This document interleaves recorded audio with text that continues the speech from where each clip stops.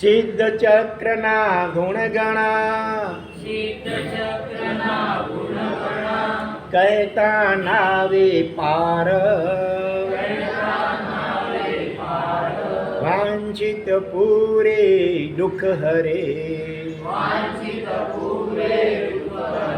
વંદુ વારંવાર યસ્ય પ્રભાવાદ વિજયો જગત્યામ સપ્તાંગ રાજ્યમ ભુવિ ભૂરિ ભાગ્યમ પરત્ર દેવેન્દ્ર નરેન્દ્રતા સ્યાત તત્સિદ્ધ ચક્રમ વિદધાતુ સિદ્ધિ તત્સિદ્ધ ચક્રમ વિદધાતુ સિદ્ધિ. આજથી નવપદજીની વિશિષ્ટ આરાધના માટે શાશ્વતી ઓળીના મહામંગલકારી દિવસોનો પ્રારંભ થઈ રહ્યો છે. આપણો આત્મા અનંત કાળ ચક્રોથી 8 પ્રકારના કર્મચક્રની ચુંગાલમાં ફસાઈને આ ભવચક્રની અંદર અનેક પ્રકારના દુઃખ ચક્રની અંદર રીબાઈ રહ્યો છે. 4 ચક્ર થયા કેટલા?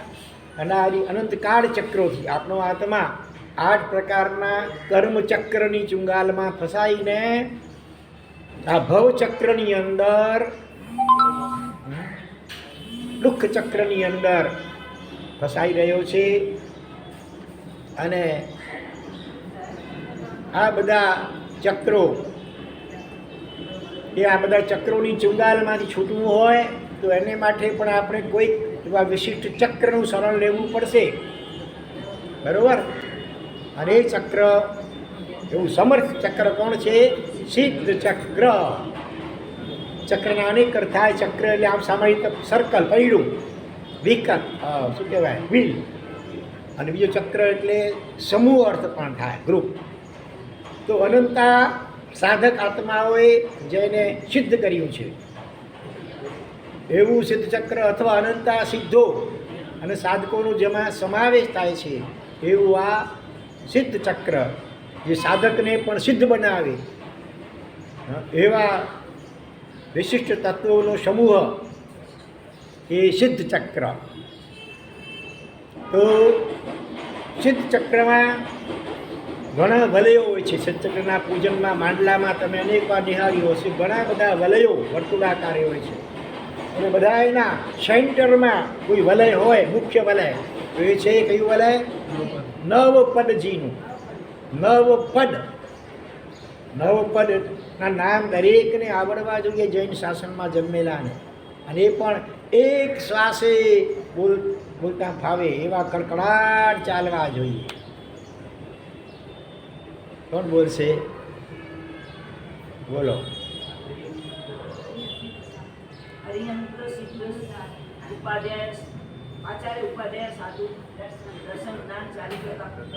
એમાં આગળ સમ્યક જોડી દેવાનું. સમ્યક દર્શન જ્ઞાન. હરિયંત સિદ્ધ આચાર્ય ઉપાધ્યાય સાધુ સમ્યક દર્શન જ્ઞાન ચારિત્ર તપ. કોણ બોલશે? ગારી એક શ્વાસે અટક્યા વગર.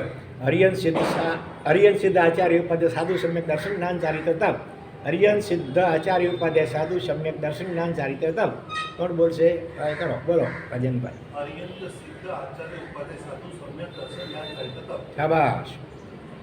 હરિયંત સિદ્ધ ઉપાધ્યાય આવી ગયા. હરિયંત સિદ્ધ આચાર્ય ઉપાધ્યાય સાધુ સમ્યક દર્શન જ્ઞાન ચારિત્ર તપ. હા મહેશભાઈ ટ્રાય કરો. ટ્રાય તો કરો.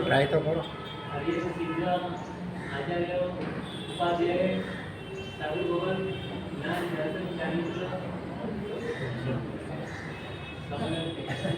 તપ. એમાં જ્ઞાન દર્શન કરતા પહેલાં સમ્યક દર્શન પહેલાં. સમ્યક દર્શન, જ્ઞાન, ચારિત્ર અને તપ. તમે બોલશો? બોલો.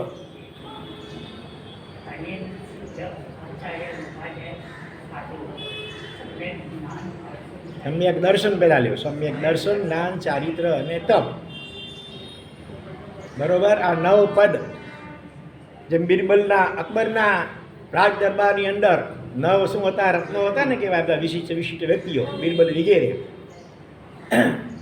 અને ક્યાંય ટપી જાય એવા જીન શાસનના આ નવ અણમોલ, જેનું મૂલ્ય કોઈ રીતે આંકી જ ન શકાય એવા અણમોલ નવ આ પદો છે, નવરત્નો કરતાં ચડ્યા હતા. તો આપણે રોજ એક એક પદનું પણ સંક્ષેપમાં થોડીક સમજણ મેળવીશું. અને એ નવ પદોની આરાધના પોતાના જીવનમાં વિશિષ્ટ પ્રકારે કરવા દ્વારા આલોક અને પરલોકની અંદર દરેક પ્રકારે જેઓ સુખી થયા અને છેલ્લે નવ ભાવમાં સિદ્ધ પદનું રિઝર્વેશન કરાવી લીધું એવા શ્રીપાદ મહારાજા અને મેના સુંદરી, એમનું જીવન ચરિત્ર અથવા એમાં જીવન પ્રસંગો પણ આપણે નિહાળવાના છે. એટલે હવે વધારે લંબાણ ન કરતાં આપણે આજે પહેલાં અરિહંત પદ એની વિચારણા કરીએ, છતાં થોડીક વિચારણા પાયાની હજી કરી લઈએ. હા, શ્રીપાદ ચરિત્રની રચના કરતાં આચાર્ય ભગવંત રત્નશેખર સૂરી મહારાજે મંગલાચરણમાં સૌપ્રથમ શું કહ્યું? અરિહાઈ નવપયાઈ ઝાઈતા હિય કમલ મજ્જમી. અરિહંત આદિ નવપદોનું હૃદય કમળમાં ઝાઈતા એટલે ધ્યાન કરી અને હવે હું નવપદનો મહિમા કંઈક યથાશક્તિ કંઈક વર્ણન કરું છું.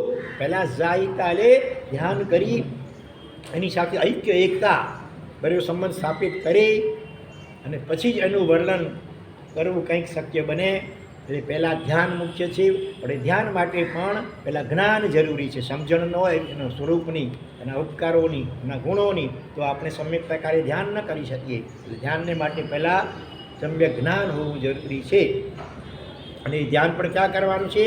હિય કમલ મજ્જમી, હૃદય કમળના મધ્યમાં. હૃદય કમલ મેં ધ્યાન ધરત હું, ચિર તુજ આણવ હું. તો પણ હૃદય કમળ જેવું હોવું જોઈએ. કમળ જેવું એટલે કોમળ, કોઈ જીવો પ્રત્યે કઠોર નહીં પણ કોમળ, દયાવાન, કરુણાવાન, આર્દ્ર હોવું જોઈએ. અને બીજું, કમળ જેમ નિર્લેપ હોય તેમ રાગ દ્વેષના ચીકણા પરિણામ બહુ ન હોવા જોઈએ. રાગ દ્વેષ પાતળા પડેલા હોવા જોઈએ. અને સાથે સાથે કમળ જેમ સુગંધિત હોય એ જીવનમાં સદાચાર આદિ અનેક ગુણોની સુવાસ હોય. તો આ ચિત્રકળની આરાધના શીઘ્ર ફળદાયી બને. પાયામાં 3 ગુણો હોવા જરૂરી છે. એક વિધિકાર થઈ ગયા અમદાવાદની અંદર હીરાલાલભાઈ. જોયા છે કોઈ હીરાલાલભાઈને? સાંભળ્યા છે? નથી સાંભળ્યા? થોડાક વર્ષો પૂરો થઈ ગયા. ત્યાંના સંઘના પ્રમુખ પણ હતા વર્ષો સુધી. શાહીબાગ અમદાવાદ સંઘના તેઓ પ્રમુખ હતા. અને તેઓ ખાલી એક જ આ પૂજન બનાવતા. જનરલી વિધિકાર હોય અનેક પૂજનો, બધા જ પૂજનો બનાવતા હોય અને મોટે ઘણા તો આજીવિકા રીતે પણ હોય એમાં. પણ આ તો બિલકુલ કશું લે જ નહીં. અને કેવળ ફક્ત ચિત્રકળ પૂજન પોતાના જીવનમાં પણ દરરોજ ભણાવે અને સંઘની અંદર પણ આ ચિત્રકળ પૂજન માત્ર એક ભણાવે. એમાં એની માસ્ટરી છે. અને ખાસ કરીને તેઓ 51 કરોડ નૌકાના આરાધક એવા પન્યાસ પ્રવર્ષી ભદ્રંકર વિજયજી મહારાજ સાહેબના શિષ્ય જેવા કહી શકીએ શ્રાવકપણામાં પણ. તો એવો કહેતા કે ચિત્રકળનો આરાધક આત્મા કેવો હોવો જોઈએ, એની ભૂમિકા કેવી હોવી જોઈએ. જો મેના શ્રીપાદ મહારાજાને એક વખત આરાધના કરી અને કોઢ રોગ દૂર થઈ ગયો. અને આપણામાંના કેટલા એવા હશે કે 9 ઓળીઓ અથવા એનાથી અનેક ગણી ઓળીઓ વર્ષોથી કરતા હોવા છતાં પણ ઘણીવાર કોઈ એવું રિઝલ્ટ દેખવામાં નથી આવતું. એક નાનકડું ઘૂમણું પણ કદાચ નથી મળતું. અને એમને માત્ર એ પહેલી ઓળીમાં આવો ભયંકર કોઢ હતો, ઉંમર જાતિનો રોગ, એ પણ મટી ગયો. તેનું કારણ પાયામાં એની પાત્રતા, ભૂમિકા બહુ જોરદાર હતી. અને એને માટે 3 ગુણો આવશ્યક છે: ખંતો, દંતો અને સંતો. આરાધક કેવું હોવું જોઈએ? ખંતો એટલે ક્ષમાશીલ, ક્ષમાશીલ. આપણે જોઈશું આગળ ડબલ શેઠે કેટલા અપરાધો કર્યા શ્રીપાદ પ્રત્યે, છતાં એમણે ક્યારેય બદલો લેવાનો વિચાર સુદ્ધા કર્યો નથી. એટલે ક્ષમાશીલ. અંતો પછી દંતો. દંતો એટલે દાંત, ઇન્દ્રિયોનું દમન કરનારો, એટલે કે જીતેન્દ્રિય હોવું જોઈએ. ભલે સંપૂર્ણ ઇન્દ્રિયોનો જીત છતાં પણ ઇન્દ્રિયો સાવ ઉન્માર્ગે ન જવી જોઈએ. પોતાના જો ગ્રસ્તપણામાં છો, શ્રાવકપણામાં, તો એની મર્યાદામાં રહીને તમે ઇન્દ્રિયના વિષયોને સંતોષી શકો, પણ મર્યાદાનું ઉલ્લંઘન ન કરાય. એ પણ આ શ્રીપાદ રાજા અને મેણા સુંદરી બંનેના જીવનમાં એવી વિશિષ્ટ પ્રકારે હતું. એ પણ આપણે આગળ જોઈશું. અને સંતો અને શાંત સ્વભાવવાળો, એટલે કે ચારેય કષાયો, માત્ર ક્રોધ નહીં, ક્રોધ, માન, માયા, લોભ, આ ચારેય કષાયો મંદ થયેલા હોવા જોઈએ, શાંત થયેલા હોવા જોઈએ. તો આ 3 ગુણો પાયામાં હોય તો સિદ્ધ ચક્રની આરાધના શીઘ્ર ફલવતી બને. તો આટલી સંક્ષિપ્ત ભૂમિકા પછી હવે આપણે આજે અરિહંત પદ વિશે થોડુંક ચિંતન કરીએ. અરિહંત, અરિ વત્તા હંત, અનવકારમાં પહેલો પદ નમો અરિહંતાણમ. તો અરિ વત્તા હંત. હરેશભાઈ, અરિનો શું અર્થ થાય? તમે જરા આગળ બેસતા હો તો સારું, એકદમ પાછળ શું કામ બેસો છો? જોને આગળની ત્રણેય ખુરશીઓ ફાડી પડી છે, કોને માટે ખાલી રાખે છે? આગળ થોડા આગળ આવી જાઓ. એ ગભરાય છે, વળી અમને પૂછશે પ્રશ્ન. આવી જાઓ, આગળ આવી જાઓ. ખુરશીઓને બી થોડુંક આગળ લઈ લો હવેથી. આગળ જમીન ઉપર બેસનારા ઓછા છે, એની બહુ ચિંતા ના કરો. જેને આવવું હશે તો સમસ્યા આવી જશે પોતાની મેળે. તો ચાલો, હંતો, હરિહંત. હરિ એટલે દુશ્મન અને હંત એટલે હણનાર. દુશ્મનને હણનારને નમસ્કાર, એવા હિંસકને નમસ્કાર. આ કેમ ઉચિત લાગે છે? પણ અહીંયા હરિ એટલે શત્રુ બે પ્રકારના. એક બાહ્ય કોઈ જીવ વિશેષ, મનુષ્ય હોય, દેવતા હોય કે તેજ વગેરે હોઈ શકે. અને બીજા હરિ એટલે બીજો પ્રકાર કયો શત્રુઓનો? હા, એમાં આ બધું આવી ગયું, દેવતા, મનુષ્ય, તીરે જ. બીજા આંતર શત્રુ, અંદરના. એટલે આપણા અંતઃકરણમાં, આપણા મનમાં, આપણા દિલ દિમાગમાં બેઠેલા, ઘર કરીને બેઠેલા, અનાદિકાળથી અડ્ડો જમાવીને એકદમ ઘર કરી ગયેલા એવા, અને આ સંસારના તમામ દુઃખો અને પરિભ્રમણનું મૂળ કારણ જે છે એ આંતર શત્રુઓ છે. રાગ, દ્વેષ અને મોહ, મુખ્ય ત્રણા સમજો. બરાબર? બધાનું એક જ બધો મોહ. મોહ રાજાના બે દીકરા, રાગ અને દ્વેષ. એટલે આ ત્રિપુટી સમજો. મોહને આપણે તૈયારી કરી લઈએ અજ્ઞાન, પોતાના આત્મ સ્વરૂપનું અજ્ઞાન, અનુભવ નહીં તે. તો આ અજ્ઞાનમાંથી જ રાગ દ્વેષ જન્મે છે, અને એના કારણે જ પછી બાકીના એના ઘણા સાગરીતો બધા ભેગા થઈ જાય છે. ક્રોધ, માન, માયા, લવ કહો, ઈર્ષ્યા આદિ કહો, રાગ અથવા તો વિષયની વાસના વગેરે કહો, એનો કશાય કયો નવ પ્રકારના, આ બધા મોહ રાજાનો પરિવાર છે. તો આ આંતર શત્રુઓ કહેવાય. અને એમને જેમણે હંત એટલે સંપૂર્ણ સફાયો કરી નાખ્યો. એક દિવસ આપણી માફક આ બધા આંતર શત્રુઓ એમને પણ, એમના અંતરમાં પણ હતા, અનાદિકાળથી હતા. છતાં પણ જ્યારે એમને થોડીક સમજણ આવી, જાગૃત થયા, સમ્યક દર્શન પામ્યા, અને ત્યાર પછી એવી સાધનામાં લાગી ગયા કે એમણે જડ મૂળથી આ તમામ આંતર શત્રુઓનો સફાયો કરી નાખ્યો. એક પરમાણુ જેટલો પણ કોઈ દોષ પોતાના અંતરાત્મામાં રહેવા ન દીધો. એક સૂક્ષ્મ છે ને કે સૂક્ષ્મતમ એટલો પણ અંશ એક પણ આંતરશત્રુ રહેવા ન દીધો. સંપૂર્ણપણે એ આંતરશત્રુઓ ઉપર વિજય મેળવ્યો, એનો નાશ કર્યો અને હણી નાખ્યા. એટલે કહેવાય છે અરિહંત. બીજા પણ બે શબ્દો એવા જ વપરાય છે, અરિહંત અને અરહંત. અને ત્રીજો શબ્દ છે અરુહંત. અરિહંત, અરહંત અને અરુહંત. તો અરહંતનો શું અર્થ થશે? અમુક દિગંબર સંપ્રદાય નમો અરહંતાનંદ ક્યાંક ક્યાંક આવતું બોલતા હોય છે, અરહંતાનંદ. તો અરહમ, આમ આપણે અરહમ શબ્દ પણ આવે છે, અરહમ. એનો પ્રાકૃતમાં થઈ ગયો અરહમ. સંસ્કૃતમાં અરહમ, ર અડધો, અને પ્રાકૃતમાં અરહમ અથવા અરહંત. અને તો અરહ એટલે લાયક. 64 ઇન્દ્રો અને કરોડો દેવદેવીઓ દ્વારા અથવા ચક્રવર્તીઓ, બલદેવો, વાસુદેવો વગેરે વગેરે આવા વિશિષ્ટ સલાહકાર પુરુષો, એમના દ્વારા પણ જેઓ ખરેખર એના પૂજાને માટે લાયક છે, પૂજવા લાયક છે.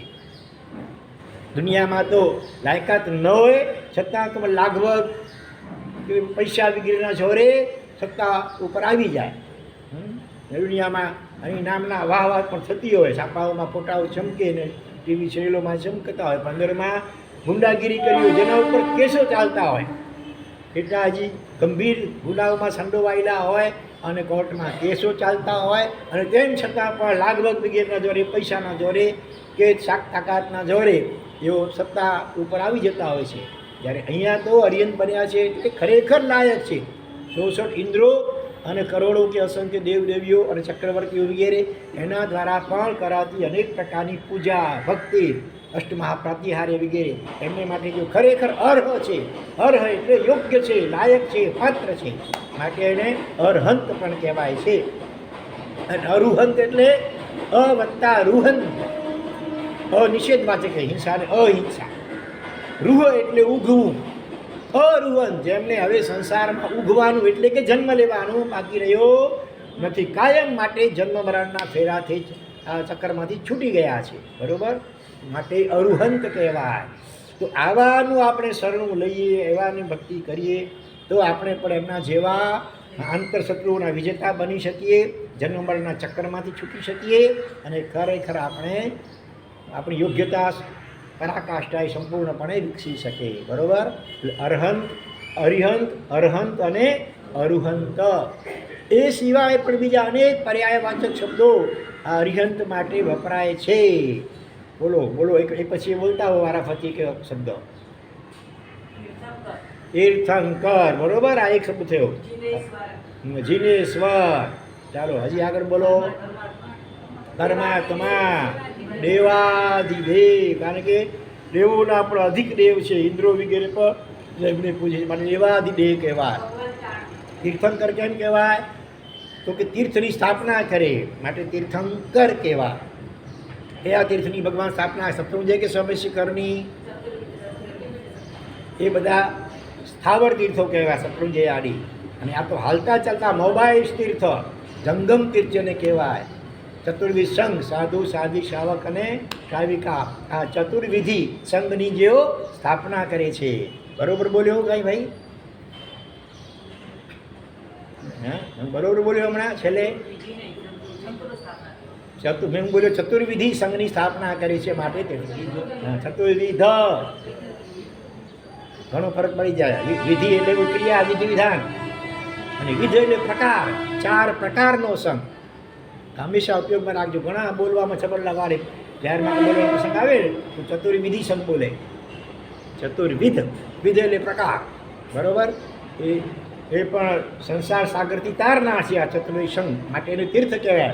અને એની સ્થાપના કરી માટે તીર્થંકર કહેવાય. પછી જીનેશ્વર કેમ કહેવાય? જીન પણ કહેવાય, જીનેશ્વર પણ કહેવાય અને જીનેન્દ્ર પણ કહેવાય. રાગ દ્વેષથી જીતે તે જીન. તો સામાન્ય કેવલી ભગવંતોને પણ જીન કહી શકાય, રાગ દ્વેષથી જીત્યા છે માટે જીનેશ્વર.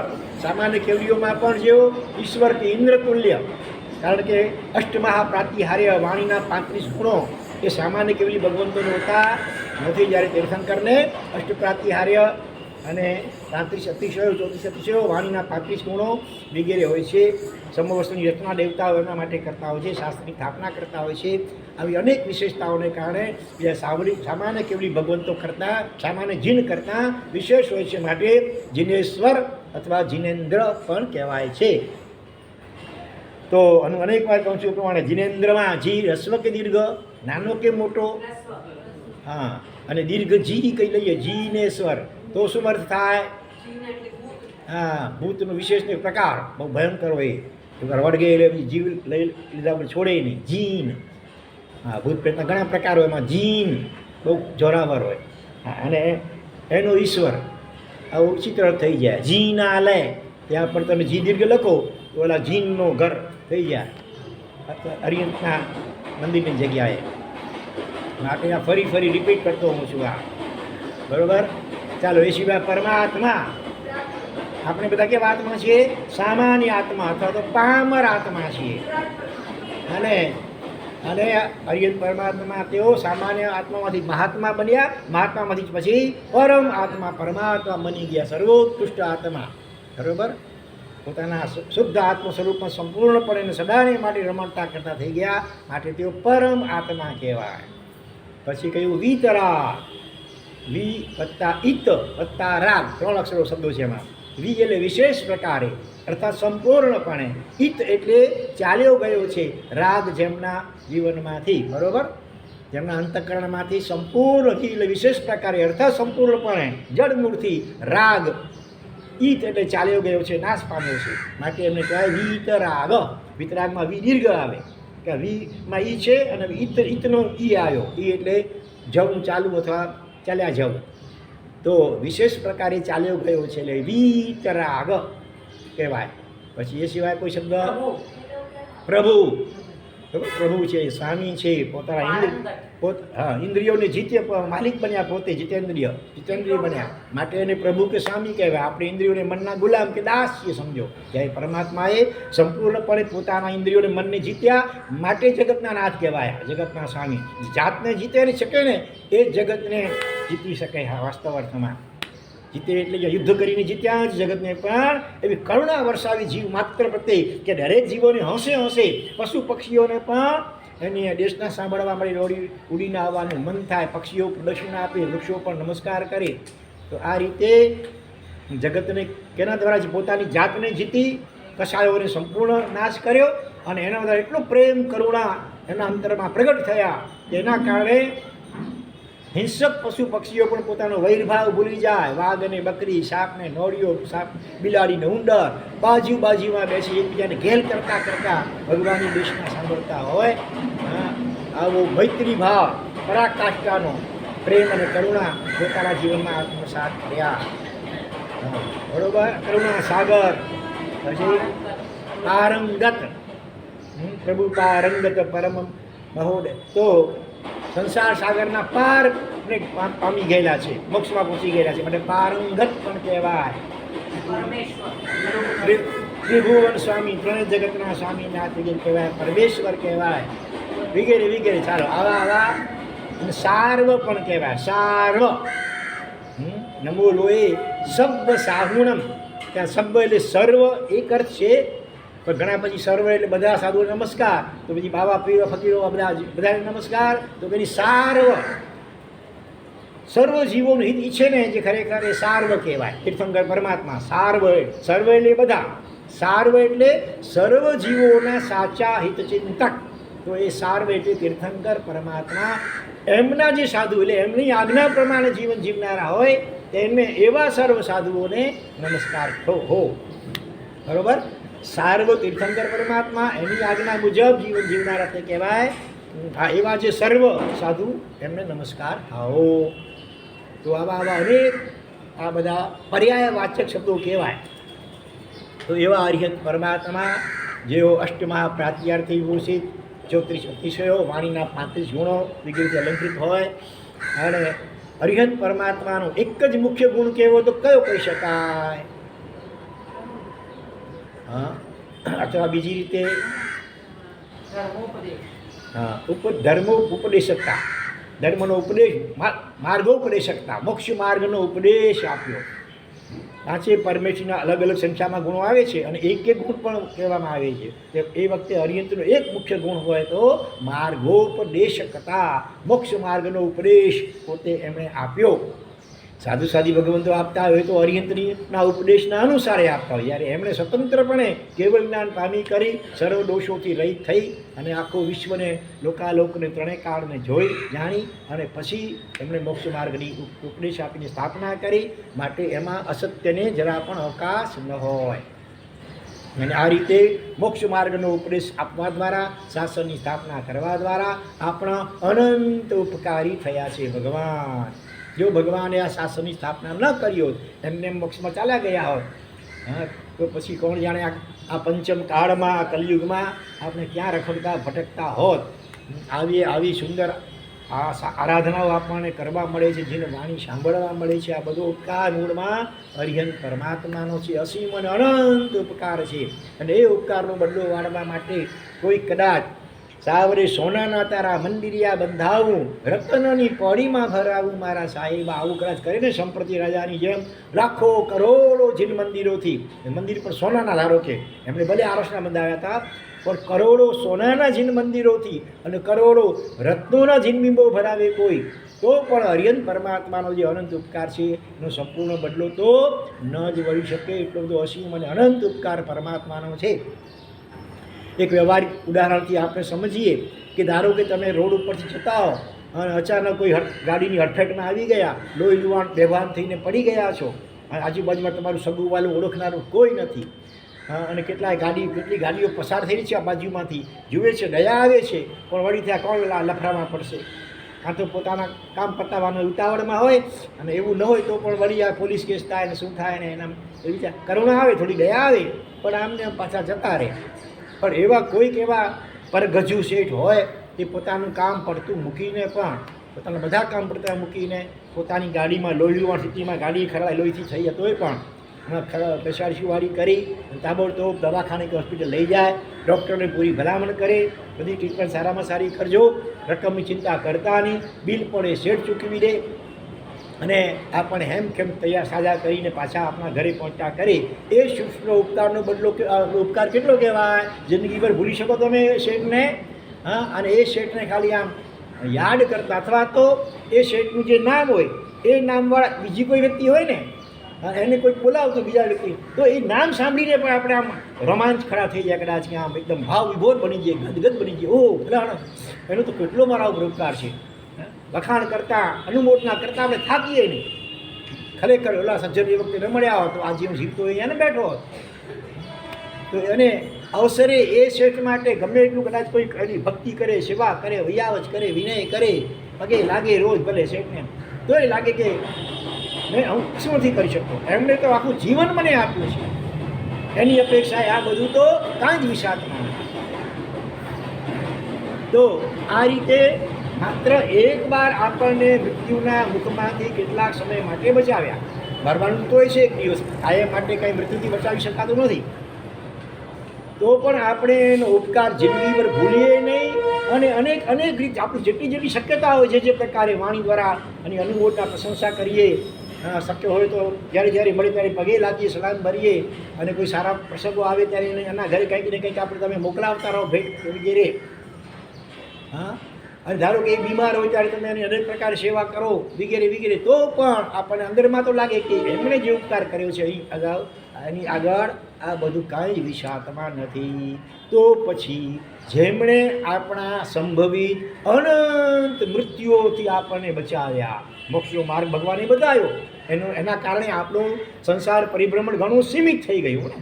થોડા ઘણા ભવમાં આવે મોક્ષ થશે, આમ તો અનંતકાળ અનંત ભવ સુધી આપણે સંસાર ચાલુ જ રહે અને એમાં પણ મોટે ભાગે નરક, નિગોર, એકેન્દ્રિય, વિકેન્દ્રિય દુર્ગતિઓમાં જ પરિભ્રમણ ચાલુ રહે વધારે પડતું. તો એ બધામાંથી આપણને ઉઘારી લીધા ભગવાનની આ શાસનની સ્થાપના, મોક્ષ માર્ગનો ઉપદેશ આપવા દ્વારા. તો એ ભગવાનનો ઉપકાર કેટલો એની ગણિત કરવા માટે તમારા બધા જ કેલ્ક્યુલેટર હોય કે કોમ્પ્યુટર હોય, બધા જ બિચારા વામણા પૂરવા થાય.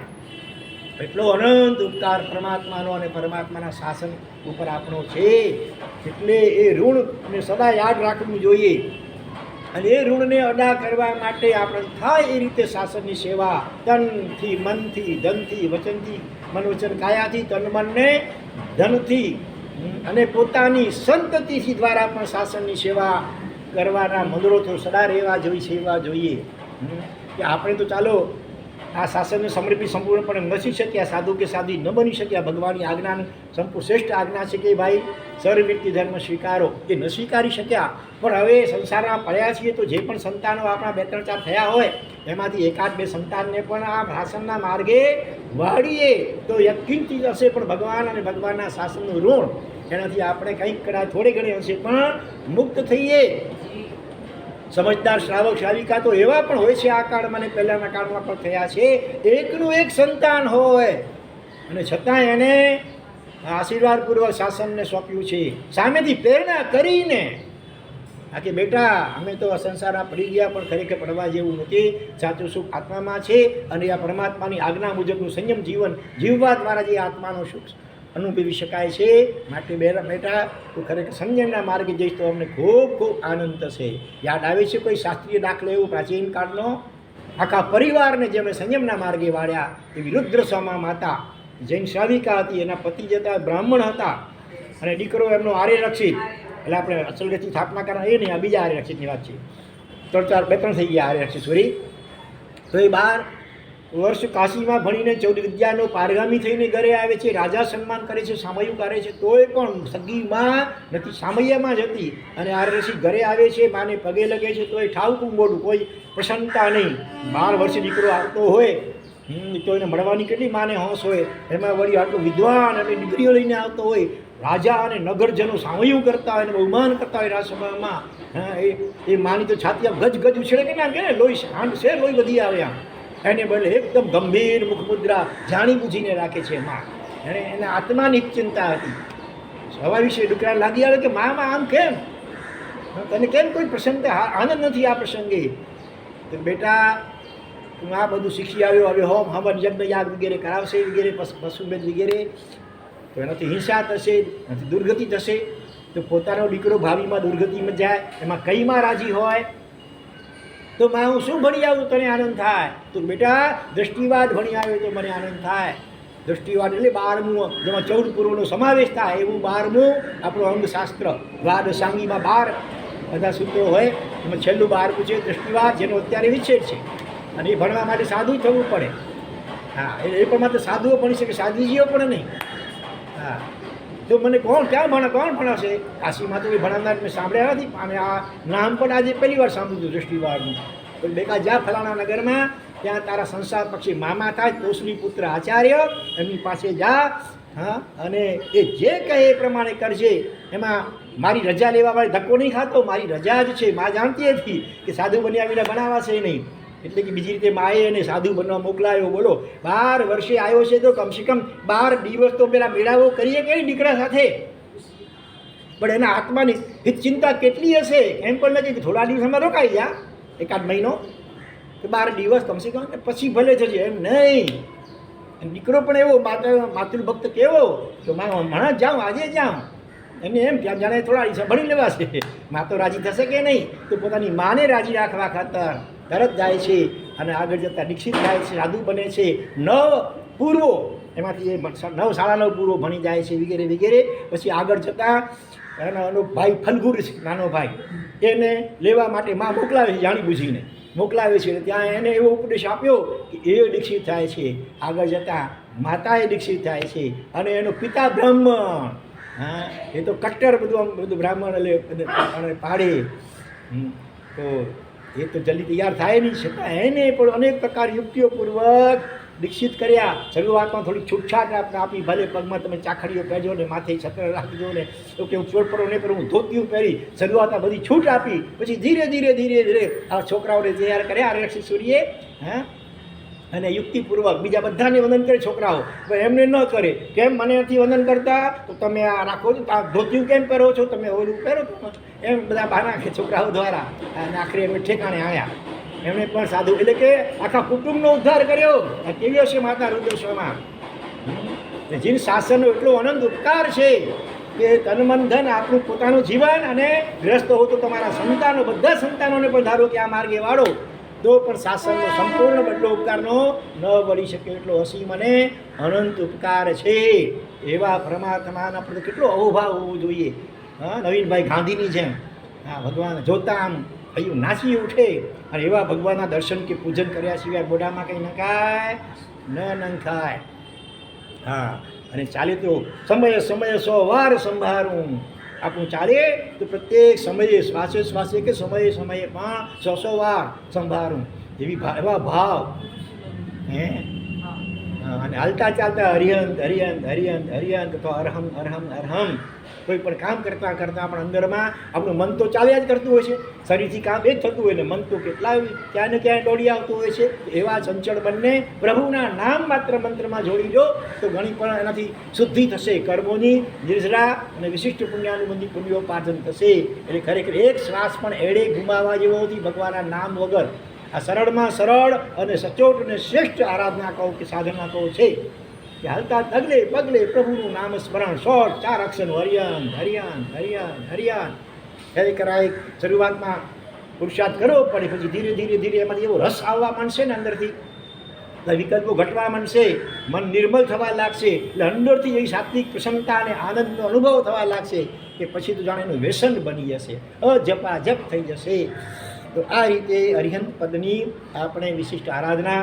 અરિહંત પદના 12 ગુણો, આમ તો અનંત ગુણો છે. અમુક અપેક્ષાએ અષ્ટમહાપ્રાતિહાર્યો, અશોક વૃક્ષ, સૂર્યપુષ્પ, દિવ્યધ્વનિ, ચામર, સિંહાસન, ભામલલ અને 3 છત્ર, એ અષ્ટમહાપ્રાતિહાર્ય. અને 4 મૂળ અતિશયો કહેવાય: અપાય, અપગમ અતિશય, જ્ઞાનાતિશય, વચનાતિશય અને પૂજાતિશય. તો આ 4, 8 ને 4 12 થાય. તો 12 સાથિયા, 12 ખમાસના, 12 લોગોસનો કૌશક, ઓમ નમો હરિહંતાણમની 20 વાણાનો જાપ. અને સાથે ગઈકાલે જેમ સમવસ્ત્રનું વર્ણન આવ્યું હતું, કેટલું બધું ભાવના. આ બસ શાંત બેસીમાં જે રીતે તમને ફાવે થોડુંક એ રીતે પણ અરિહંત પદનું ધ્યાન કરવા પ્રયત્ન કરવો જોઈએ. વિશિષ્ટ કેટલાક અરિહંતોના પ્રસંગો આ થઈ ગયા, જેમ કે મહાવીર સ્વામીને કેવા ઉપસર્ગો થયા, એ વખતે પણ કેવા અડોલ બુજ્જ ચંદકોશી આ દ્રશ્યો નજર સામે લાવવા જોઈએ. ચંદકોશી નાગ ડંખ ફૂફાળા મારે છે, ડંખ મારે છે, કોઈ ભગવાન પ્રેમથી આ શાંત કરુણા ભર્યા દ્રષ્ટિ નાખે છે, બુજ્જ અને પહેલો પ્રતિબોધ પામે છે, વગેરે વગેરે જે અનેક પ્રસંગો ભગવાન મહાવીર સ્વામીના છે. પાસનાથ ભગવાન કમર ઉપસર કરે છે, અહીં સુધી પાણી આવ્યું તો એ કેવા અડોળ ક્ષમતા મારે છે. ઋષભદેવ ભગવાન 400 ઉપવાસ થઈ ગયા, ચોવિયારા, ને તોય જરાય મનમાં કોઈ ગ્લાનિ નથી, અને પારણું થયું તો એનો કોઈ રાજીપોય નથી. કેવી ક્ષમતા! આવા ગુણો મારામાં ક્યારે આવશે? આવા ભગવાન અને એના દર્શન વંદન પૂજન યાત્રા આ બધું મને મળ્યું આ કલિકાલમાં. ગૌરવ કુમારી અને આનંદ ખરેખર અનુભવવો જોઈએ. અને જે પ્રકારે શક્ય હોય તે તમામ પ્રકારે અરિહંત પરમાત્માની પરિઉપાસના, ભક્તિ, સેવા, દર્શન, વંદન, પૂજન, સ્તવન, કીર્તન, જપ, ધ્યાનને લય છેવટે અરિહંતનું જેવું સ્વરૂપ એવું મૂળ મારું સ્વરૂપ છે. એના અરિહંતની કૃપા અને કરુણાથી અરિહંતનું ધ્યાન કરતાં કરતાં એક દિવસ આપનો આત્મા પણ અરિહંત રૂપ બની જાય. બોલો છો ને પેલી દુઆમાં, અરિહંત પદ ધ્યાતો તકો નવ ગુણ પજાય રે, ભેદ છેદ કરી આત્મા હરિહંત રૂપી ગાય રે, વીર જિનેશ્વર ઉપરિશે સાંભળજો ચિત્ત લાઈ રે,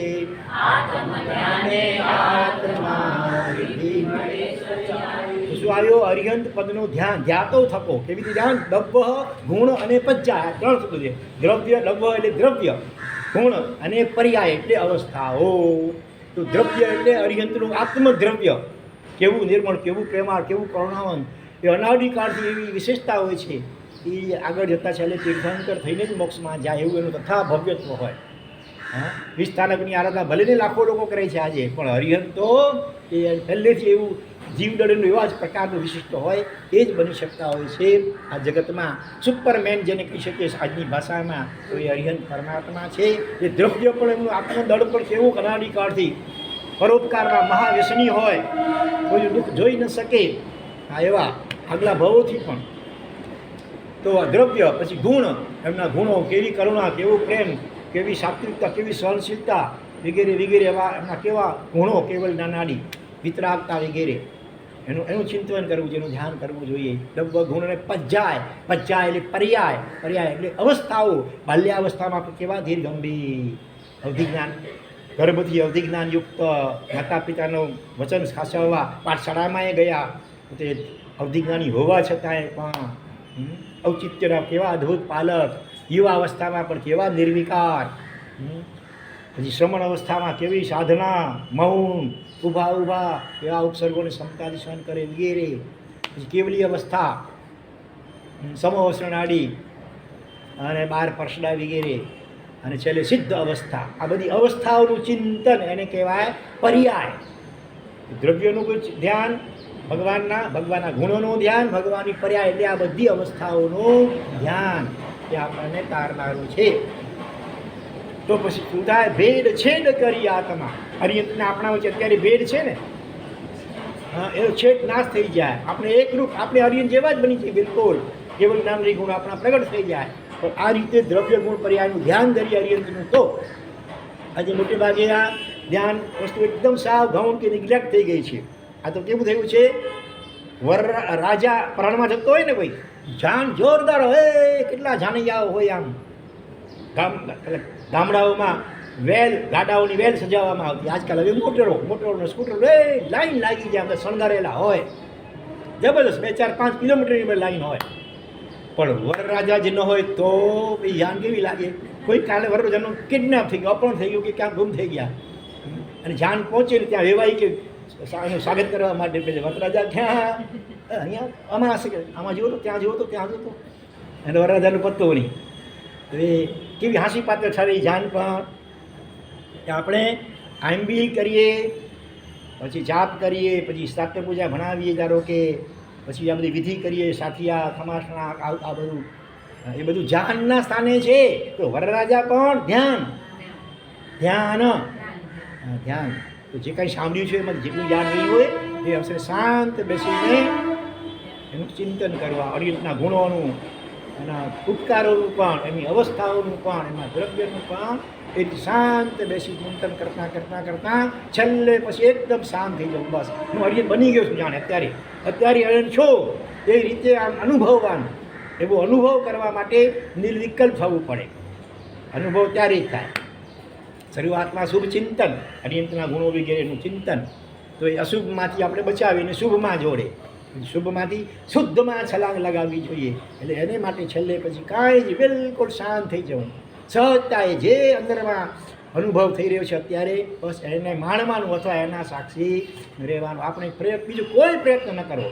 પોતાની જાતને જાણે સોંપી દીધી અરિહંતને. હવે સહજતાએ જે થાય આપણે જોયા કરવાનું છે. અંદરમાં જોયા કરવાનું, જાણ્યા કરવાનું, માણ્યા કરવાનું, બીજું કશું કરવાનું નહીં. પછી જાપ પણ નહીં ને પછી ચિંતન પણ કશું નહીં. શરૂઆતમાં કરો આ બધું, પછી થોડીક વાર કશું જ ન કરશું, એવી દશાનો અભ્યાસ રોજ કરશું ને તો ધીરે અરિહંત જેવો આપણો આત્મતત્વ એની ઝલક મળવાની શરૂઆત થશે. અને અરિહંતની સાચી ઓળખાણ ત્યારે થશે. શબ્દો દ્વારા ગમે એટલું વર્ણવીએ, લખીએ, વાંચીએ, બોલીએ તો પણ અરિહંતની સાચી ઓળખાણ ન થાય. બધું ઉપર છેલ્લું બધું ખામાને ખ્યાલ આવે માત્ર. પણ અરિહંતની દશા કેવી હશે એ તો આપણે આંશિક રીતે પણ આ રીતે સાધના કરવા દ્વારા નિર્વિકલ્પ સ્થિતિનો અનુભવ કરશું. ત્યારે ખ્યાલ આવશે, ઓહ ક્ષણવાર માટે મારું ચિત્ત શાંત નિર્વિકલ્પ, આવો અદ્ભુત અપૂર્વ આનંદ અનુભવ આવ્યો. કાયમ માટે આવી સ્થિતિમાં રહેતા હશે એ અરિહંત, એ કેવા હશે અને એવી દિશા મારી ક્યારે પ્રગટ થશે, ખરેખર ઝંખના ત્યારે જાગશે. તો આ રીતે આજે ભારતભરની વિશ્વભરની અંદર લાખો આત્માઓ આ નવપદની વિશેષ પ્રકારે આરાધના કરવાની, અરિહંત પદની આરાધનામાં જોડાયેલા હશે. બધાની આપણે ભોરે અનુમોદના કરીએ. જે દેવતાઓ પણ આવા દિવસોમાં નંદીશ્વર ધીપ વગેરેમાં જઈ કરી અઠ્ઠાઈ મહોત્સવ કરે અને પરમાત્માની ઠાઠ મારતી ભક્તિ કરે, એમની પણ આપણે અનુમોદના કરીએ. અને હવે આજે આપણે આવા અરિહંત આદિ નવપદો એની વિશેષ પ્રકારે આરાધના કરવા દ્વારા આલોક અને પરલોકમાં દરેક પ્રકારે સુખી થયા અને આખરે પોતે પણ સિદ્ધ પદનું પોતાનું સ્થાન જેમને રિઝર્વેશન કરાવી દીધું છે એવા શ્રીપાદ મહારાજ અને મેણા સુંદરી એમના જીવન પ્રસંગો આપણે સંક્ષેપમાં યથાસંભવ જોવા માટે પ્રયત્ન કરીએ છીએ. તો આમ તો રાસ તો ઘણો મોટો છે, એ તો મહિનાઓ સુધી ચાલે, આખું ચોમાસું કદાચ ચાલી શકે આખો રાસ લેવો હોય ને વિસ્તારથી, પણ આપણે 9 જ દિવસમાં એનો સાર માત્ર લેવો છે. હમણાં જ કુદરતી એક આવી છે આ પ્રકટ સિંધેશ્વરી આચાર્ય ભગવાનની આ પ્રકટ, જેમાં બહુ સંક્ષેપમાં લગભગ 9 દિવસમાં પૂરી થઈ શકે એ રીતે એનો સંક્ષેપમાં એ શ્રીપાદ ચરિત્રનો સાર આમાં રજૂ કર્યો છે. એના આધારે આપણે થોડોક એનો આસ્વાદ લઈશું. તો આમ તો તમે દર વર્ષે લગભગ સાધ્વીજી હોય તો લગભગ વાંચીએ જ. અમે તો ક્યારેક વાંચીએ, ક્યારેક ખાલી 9 પરથી ચલાવી લઈએ. સાધ્વીજીઓ મોટે ભાગે વાંચે, શ્રીપાદનો રાસ પણ વાંચે. તો તમે આમ તો ઘણા બધા લગભગ પરિચિત છો જ, બરાબર ને? એટલે જરાક ટેસ્ટ પણ થોડી લઈ લઈએ કેટલું એમાંથી યાદ રહ્યું છે આપણને, બરાબર? તો કઈ નગરીની આ વાત? સૌથી પહેલાં તો મહાવીર સ્વામીની આજ્ઞા લઈ કરી ગણધર ભગવાન શ્રી ગૌતમ સ્વામી કઈ નગરીમાં પધાર્યા? જૈન નગરી નહીં, એ પછી આવશે. રાજગૃહ નગરીમાં પધાર્યા ત્યારે સૈનિક રાજા અભયકુમાર વગેરે દેશના સાંભળવા ગયા. ગૌતમ સ્વામીએ દેશનાની અંદર બધું સંસારનું ને આ બધું આત્માનું સ્વરૂપ વર્ણવ્યું.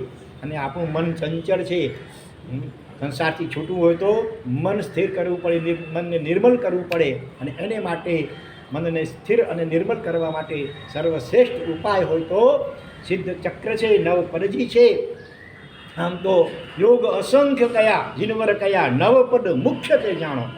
સંસાર સાગરને તરવા માટે, આત્માના અનુભવથી પહોંચવા માટે અસંખ્ય યોગો કયા છે, પણ એમાં મુખ્ય છે આ નવપદ. બાકીના બધા એની અંદર આમ તો સમાઈ જતા હોય છે. તો જેમ કોઈ ભેગુરુ વડલો હોય અને એક વડવાઈઓ કબીર વડ ભરૂચ પાસે છે ને, એના જેવો મોટો વડ હોય અને એક વડવાઈઓ હોય ચારે બાજુ ફેલાયેલી હોય અને એમાં કોઈને ઉપર જવું હોય. હવે થડ તો એટલો જાડો હોય કે આમ પકડીને ચડી ન શકે જલ્દી, પણ વડવાઈના આધારે સહેલાઈથી ઉપર ચડી શકાય. તો જે પોતાની આજુબાજુમાં જે વડવાઈ હોય એને પકડીને કોઈ પણ વ્યક્તિ ઉપર ચડી શકે. તો અલગ અલગ બધા યોગો, કોઈને ભક્તિમાં જોરદાર ફાવે, કોઈને તપ બહુ ફાવે, કોઈને ધ્યાન કરવાનું ફાવે, કોઈને આસન પ્રાણાયામ યોગ કરવાનું ફાવે, કોઈ કર્મયોગી હોય. તો દરેકની ભૂમિકા અને રુચિ અલગ અલગ હોય. તેમાંથી કોઈ પણ એક વડવાઈને મજબૂત રીતે પકડી અને બીજા ઉપર તે સાપેક્ષ ભાવ રાખી અને તમે એના આધારે પણ સંસાર સાગરને તરી શકો છો. તેવા અસંખ્ય યોગો કયા ભગવાને, પણ એમાં મુખ્યત્વે આ 9 પદ છે. તો પછી શ્રીપાલ શૈણિક મહારાજે પ્રશ્ન કર્યો કે ભગવાન, આપ કહો છો કે અનંત આત્માઓ આ 9 પદ ઉન્મય શિવચક્રના આલંબનથી સંસાર સાગર તરી ગયા, પણ એમાંના કોઈક એવા વિશિષ્ટ એકાદ દાખલો ઉદાહરણ આપણને આપવાની કૃપા કરશો. ત્યારે એના જવાબમાં ગૌતમ સ્વામીએ પછી આ શ્રીપાલ મહારાજા અને મેણા સુંદરી એમનું જીવન ચરિત્ર કહેવાનો પ્રારંભ કર્યો. આ જાણે કે ભૂમિકાની વાત છે. અને હવે ગૌતમ સ્વામી ગણધર ભગવાન કહે છે, દેશ મનોહર માલવો, પછી શું નહેરી, માલવ દેશ, આજે જે MP મધ્યપ્રદેશ કહેવાય છે, માળવા, અને ત્યાં ઉજ્જૈની નામે નગરી હતી અને અત્યારે પણ છે, આજે પણ કેટલાય દર્શન કર્યા છે ઉજ્જૈની નગરીમાં. ઓલા કયા અવંતી પાર્શ્વનાથ પણ કહેવાય છે, દર્શન કર્યા છે ને ઘણા બધા મોટી યાત્રામાં લગભગ આવે છે. તો એ માળવા દેશ, ઉજ્જૈની નગરી, અને ત્યાં કયા રાજા રાજ્ય કરતા હતા એ વખતે? આ મુનીશ્વર સ્વામી ભગવાનના શાસનના સમયની આ ઘટના છે. શ્રીપાળ મહારાજ અને મેણા સુંદરીની. ભીષ્મા ભગવાન પ્રજાપાલ રાજા રાજ્ય કરતા હતા અને એમને અનેક રાણીઓમાં 2 મુખ્ય પટરાણી જેને કહી શકાય. તો એ 2 રાણીનું નામ શું હતું? સુરસુંદરી. મિક્સિંગ નહીં કરતા પછી આ દીકરીને તો 2 રાણીઓને 2 દીકરીઓની પછી 4 નામમાં મિક્સિંગ નહીં કરતા. સૌભાગ્ય સુંદરી અને રૂપ સુંદરી, 2 મુખ્ય જે રાણીઓ, એકનું નામ સૌભાગ્ય સુંદરી, બીજું નામ રૂપ સુંદરી. અને સૌભાગ્ય સુંદરી હતા એ જનરલી સયુધર્યો હતા, અમચ્યાત્વથી વાસિત હતી, અને રૂપ સુંદરી હતી જૈન ધર્મના સંસ્કારોથી અધિવાસિત કે સુવાસિત હતી એની. એટલે પછી અનુક્રમે એ બંનેને એક દીકરી થઈ. સૌભાગ્ય સુંદરીની દીકરી એનું નામ સુરસુંદરી, અને રૂપ સુંદરીની દીકરી એનું નામ મયણા સુંદરી અથવા મદન સુંદરી પણ કહેવાય. સંસ્કૃતમાં મદન સુંદરી પ્રાકૃત થઈને મયણા સુંદરી બની ગયું. હવે કહેવાય ને, ગળો તેવી ઠીકરી ને મા તેવી દીકરી, વળ તેવા ટેટા અને બાપ તેવા બેટા, એમ પણ કહેવાય છે. એમ ગળો તેવી ઠીકરી ને મા તેવી દીકરી, એટલે બંને રાણીઓએ પોતપોતાની રુચિ અને પ્રકૃતિ અનુસાર એવા પંડિત પાસે ભણવા મોકલ્યા. એટલે કે સૌભાગ્ય સુંદરીએ પોતાની દીકરી સુરસુંદરીને એવા કોઈ અલગ કોઈ પંડિત પાસે મોકલ્યા અન્ય ધર્મી, અને રૂપ સુંદરીએ પોતાની દીકરી મૈણા સુંદરીને જૈન પંડિત પાસે ભણવા માટે મૂકી. અને કેટલાક મહિનાઓ કે વર્ષ સુધી સારી રીતે અભ્યાસ કર્યો. વ્યવહારિક કળાઓનો પણ બંને ચોસઠ કળાઓની કહેવાય એનો પણ, અને સાથે સાથે પોતપોતાના ધર્મનો પણ સારી રીતે અભ્યાસ કર્યો. પણ અને ત્યાર પછી જ્યારે અભ્યાસકાળ લગભગ પૂરો થયો એટલે રાજાએ બંને દીકરીઓને રાજસભામાં બોલાવી એની પરીક્ષા લેવા માટે. અને બંનેના અધ્યાપકો પણ એ વખતે સાથે હતા, પંડિતો પણ, અને જાત જાતના પ્રશ્નો પૂછ્યા બધા. આપણે પણ અહીંયા ઘણીવાર વ્યાખ્યાનમાં પૂછીએ ને, ભાઈ આ શબ્દ બોલો, અમુક શબ્દ આવતો ખાલી જગ્યા પૂરો, પછી એનો પહેલો અક્ષર આ છે, ક્યારેક વળી કે એનો છેલ્લો અક્ષર પણ આ છે, એમાં જોડાક્ષર છે અથવા નથી, વગેરે વગેરે. એમ રાજાએ પણ આવા બધા કોયડા પૂછ્યા. અત્યારે એને થોડો ડ્રોપ કરીએ છીએ કારણ કે એમાં સમય આપણો પૂરો થઈ જાય પછી. પણ એમાં એક પ્રશ્ન એ પૂછ્યો છેલ્લે, બંને ઉપર રાજા પ્રસન્ન થયા જવાબો સાંભળીને. પછી રાજાએ પૂછ્યો સુરસુંદરીને તો બોલ બેટી, તને કેવા પ્રકારનો વર જોઈએ? ત્યારે ના, પુણ્યથી શું મળે? એક પ્રશ્ન એ હતો, પુણ્યથી શું મળે? ત્યારે સુરસુંદરીએ પોતાની સમજણની રુચિ પ્રમાણે જવાબ આપ્યો કે સુરસુંદરી કહે, ચિત્ત ચાતુરી રે, ધન યૌવન વર દેહ, મન વલ્લભ મેળાવડો, પુણ્ય પાણી જે એહ. પુણ્યથી આ બધું મળે. શું મળે? ચતુરાઈ મળે ચિત્તમાં, પછી ધન મળે, વિટામિન એમ, યૌવન મળે, રૂપ મળે, સારું શરીર મળે નિરોગી, અને સાથે સાથે મનવલ્લભ મેળાવડો, મારા મનને પ્રિય હોય એવી વ્યક્તિ એની સાથે મેળાપ થાય એટલે એવો પતિ મળે વગેરે. બરોબર. અને મૈણા સુંદરીને જ્યારે પૂછવામાં આવ્યું ત્યારે એણે શું કહ્યું? પુણ્યથી શું મળે? મૈણા કહે, મતિ ન્યાયની. પહેલી એક એવું તો ચિત્તની ચતુરાઈ મળે, પણ ચતુરાઈનો દુરુપયોગ થાય પછી બીજાને શિશાળમાં ઉતારવા માટે. એટલે મેણા સુધી શું કહે છે? ન્યાય સંપન્ન બુદ્ધિ મળે. બુદ્ધિ મળે પણ સદબુદ્ધિ મળે. પુણ્યાનુબંધી પુણ્ય હોય તો સદબુદ્ધિ મળે, પાપાનુબંધી પુણ્ય હોય તો બુદ્ધિ કે ચતુરાઈ મળે ખરી પણ એનો દુરુપયોગ થાય. પછી શીલ શું? નિર્મલ દેહ. પહેલીએ કહ્યું હતું કે રૂપાળું શરીર મળે, રૂપાળું નિરોગી. આને કહ્યું શીલયુક્ત, શીલની સુગંધથી યુક્ત એવું શરીર મળે. હા, અને કોણે કહ્યું હતું કે મન વલ્લભ મેળાવડો, મન ગમતા પતિ સાથનો મેળાપ થાય. ત્યારે આ શું કહે છે? સંગતિ ગુરુ ગુણવંતની, સદગુરુની સંગ મેળાપ થાય. પુણ્ય હોય એટલે પુણ્યાનુબંધી પુણ્ય હોય તો, અથવા એવા સારા સજ્જન મિત્રો, એનો કલ્યાણ મિત્રનો મેળાપ, આ બધું પુણ્યથી મળે. આમ જોઈએ તો બંનેના જવાબ સાચા છે. સુરસુંદરી કંઈ સાવ ખોટી તો નથી. ઓમાં પુણ્યના બે પ્રકાર છે ને, પાપાનુબંધી ને પુણ્યાનુબંધી. પહેલી જે જવાબ આપ્યો એ મોટે ભાગે પાપાનુબંધી પુણ્યથી ઓલું બધું મળે, અને આ પુણ્યાનુબંધી પુણ્યથી શું મળે?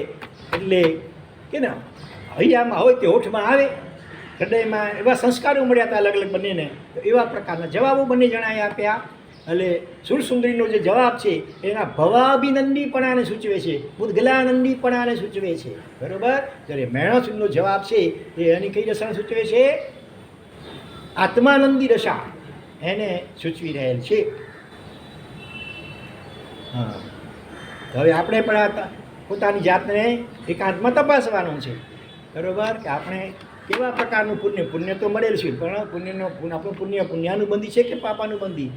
જે પુણ્યના ઉડેથી જે કંઈ મળ્યું છે, સામગ્રી મળી છે સંસારની વ્યવહારની, બધાનો સદુપયોગ થાય છે કે દુરુપયોગ થાય છે કે મિશ્ર બંને થાય છે? બંને થાય છે તો એમાં વધારે શું થાય છે અને ઓછું શું થાય છે? એ બધું સામે ચિંતન કરજો. તો આ રીતે સાંભળી કરી જો અહીંયા શું લખે છે? હા, શું મેણાસુરનો જવાબ સાચો હતો અને સુરસુંદરીનો જવાબ શું ખોટો હતો એકાંતે? તો કે ના, સુરસુંદરીનો જવાબ પણ ખોટો નહોતો. કે એણે જે પરિબળો નામ આપ્યા એ પરિબળો પણ પુણ્યથી જ મળે. નિરોગી શરીર, રૂપ વગેરે, મનગમતા વ્યક્તિનો મેળાપ, આ બધું પણ પુણ્યથી મળે. પણ એકંદરે એ બધું કદાચ પાપાનુબંધી પુણ્યથી પણ મળી શકે. જ્યારે મેણાસુંદરીએ જે કહ્યું એ તો પુણ્યાનુબંધી પુણ્ય હોય તો જ મોટે ભાગે મળે છે. તો અહીંયા આ સાંભળી કરી પ્રજાપાળ રાજા ખૂબ પ્રસન્નતા વ્યક્ત કરી, અને પછી સત્તા હોય ને, સત્તા હોય એટલે એનો કેફ, એનો નશો, એનો અહંકાર આવ્યા વગર લગભગ ન રહે. કોઈ વિરલ આત્મા હોય કે સત્તાને પચાવી શકે, અને સત્તા સ્થાને હોવા છતાં પણ વિનમ્રતા પોતાની ટકાવી રાખે, એવા થોડા હોય, ન હોય એવું નહીં. તો પ્રજાપાલ રાજા કહે છે કે બોલ સુરસુંદરીને કે તને કેવો પતિ જોઈએ, અથવા તે કોઈ પતિને પસંદ કર્યો છે રાજકુમારને? યોગાનુયોગ એ જ વખતે બાજુના બીજા કોઈ રાજ્યમાંથી એક રાજકુમાર ત્યાં રાજસભામાં આવેલો. એનું નામ શું હતું બોલો, યાદ છે? હે?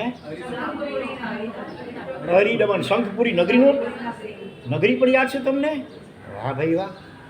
શંખપુરી નગરીથી હરિદમન નામનો, હા હા,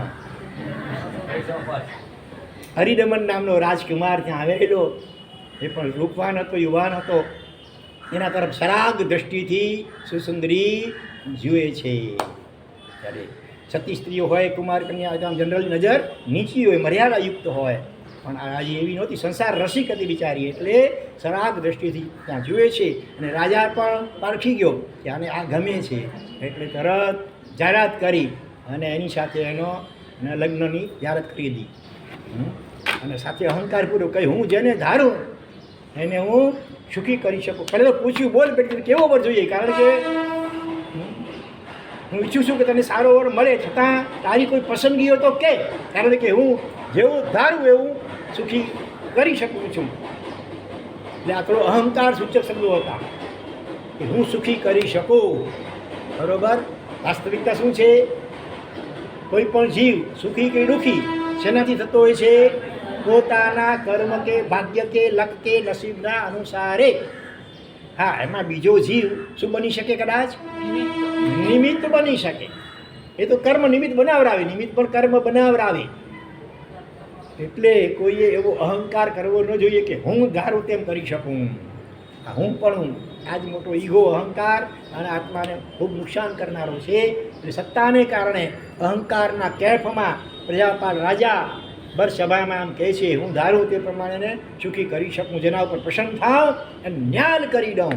એટલે રાજા રીઝે તો ન્યાલ કરી દે, અને જો રાજા ખીજે તો ખાલ ઉતારી નાખે, એટલે ચામડી પણ જાણે ઉતારી નાખે. માટે બોલ બેટી. અને પહેલી તો આમ ઈશારાથી જાણે ચડાવી દીધું, અને રાજાએ એની ઈચ્છા પ્રમાણે એની એક જાહેરાત પણ કરી દીધી લગ્નની, અથવા સમજો કે મોકલ્યા હશે પહેલાં એના પિતાને, એને એકંદરે બધી ગોઠવણ કરી આપી. અને પછી મેણા સુંદરી સામે જોઈને પૂછ્યું, બોલ બેટી તને કેવો વર જોઈએ?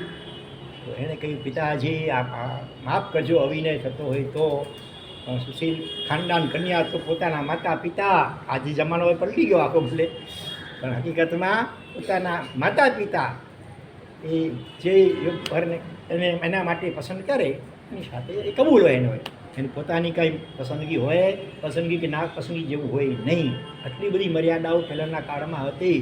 અને આજે પ્રેમ લગ્નો પણ મોટા ઘણા બધા ફેલ જાય છે, કારણ કે માત્ર યુવાન અવસ્થા હોય એટલે માત્ર રૂપ રંગ આ જ બધું જોવાતું હોય, રૂપ ને રૂપિયા, હાઇટ એન્ડ વ્હાઇટનેસ આ જોવાતું હોય. એના ગુણો કેવા છે, એનો સ્વભાવ કેવો છે, કોઈ વ્યસન તો નથી ને ભલા, એમાં ધર્મની રુચિ કેટલી છે વગેરે વગેરે. ઉલટું હોય તો એલર્જી, આજે ઘણાને ધર્મની એલર્જી હોય. આ દેરાસર જાય છે, પૂજા કરે છે, આ તો ધર્મની પૂછડી છે, તો પછી આપણી સામે હરવા ફરવાને મોજ મજા કરવાના એને નહીં આવે કદાચ, એટલે રિજેક્ટ કરી દે. સમજુ વિવેકી જે હોય, આપણે ત્યાં આચાર્ય ભગવંતોએ માર્ગાનુસારીના 35 ગુણોમાં કોની સાથે વિવાહ કરવો કે ન કરવો એનું એ માર્ગદર્શન આપ્યું છે. બોલો શું કહ્યું ત્યાં? કુલશીલ સમય સાર્ધમ. કુળ ખાનદાન પહેલાં જોવાનું હોય, માતા પિતા કેવા છે, બરાબર, માતા પિતાના અનુસાર એમાં સંસ્કાર હોય. પછી શીલ, એનો સ્વભાવ કેવો છે, નેચર કેવો છે, એના જીવનમાં ધર્મ પ્રત્યે રુચિ વગેરે છે કે નહીં, એ બધું. પછી ભલે સેકન્ડ સ્ટેજમાં પછી પૈસા વગેરે કે ધંધો કેવો કે આજીવિકાનું સાધન શું છે એ બધું જુએ, એમ એની ના નથી ભલે, એના કરતાં વધુ મહત્ત્વ કોને આપે? એના ખાનદાની, પહેલાં માતા પિતા એની બહાર છાપ કેવી છે, એનું જીવન કેવું છે, અને પછી જુએ કે એનું જીવન કેવું, એના મિત્રો કેવા કર્યા છે, મિત્રો હોય કે બહેનપણી કેવી, એના અનુસારે એના જીવનમાં ગુણ કે દોષ હોય. એટલે આ બધું પહેલાં બહારથી થોડું આજુબાજુમાં પૂછપરછ તપાસ કરી લે.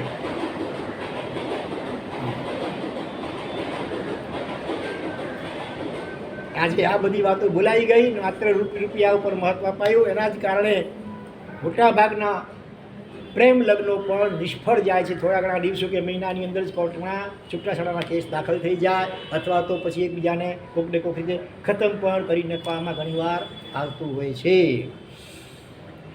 પણ એટલે આ મહેણા સુંદરી વિનયપૂર્વક છે, પિતાજી ગુણવાન કન્યા, એ તો માતા પિતા જે સંબંધ નક્કી કરે હોય એમાં મને કોઈ પૂછવાનું હોય પણ નહીં. અરે નહીં બોલતો બેટી, કારણ કે હું જેને ધારું એને સુખી કરી શકું ને. એ જે વાક્યો બોલ્યા ને, મહેણા સુંદરી મોઢું જરા ગંભીર કર્યું, ઠાવકું મોઢું રાખ્યું. એટલે રાજાએ માર્ક કર્યું, એને માર્કર હતા. શું માર્ક કર્યું?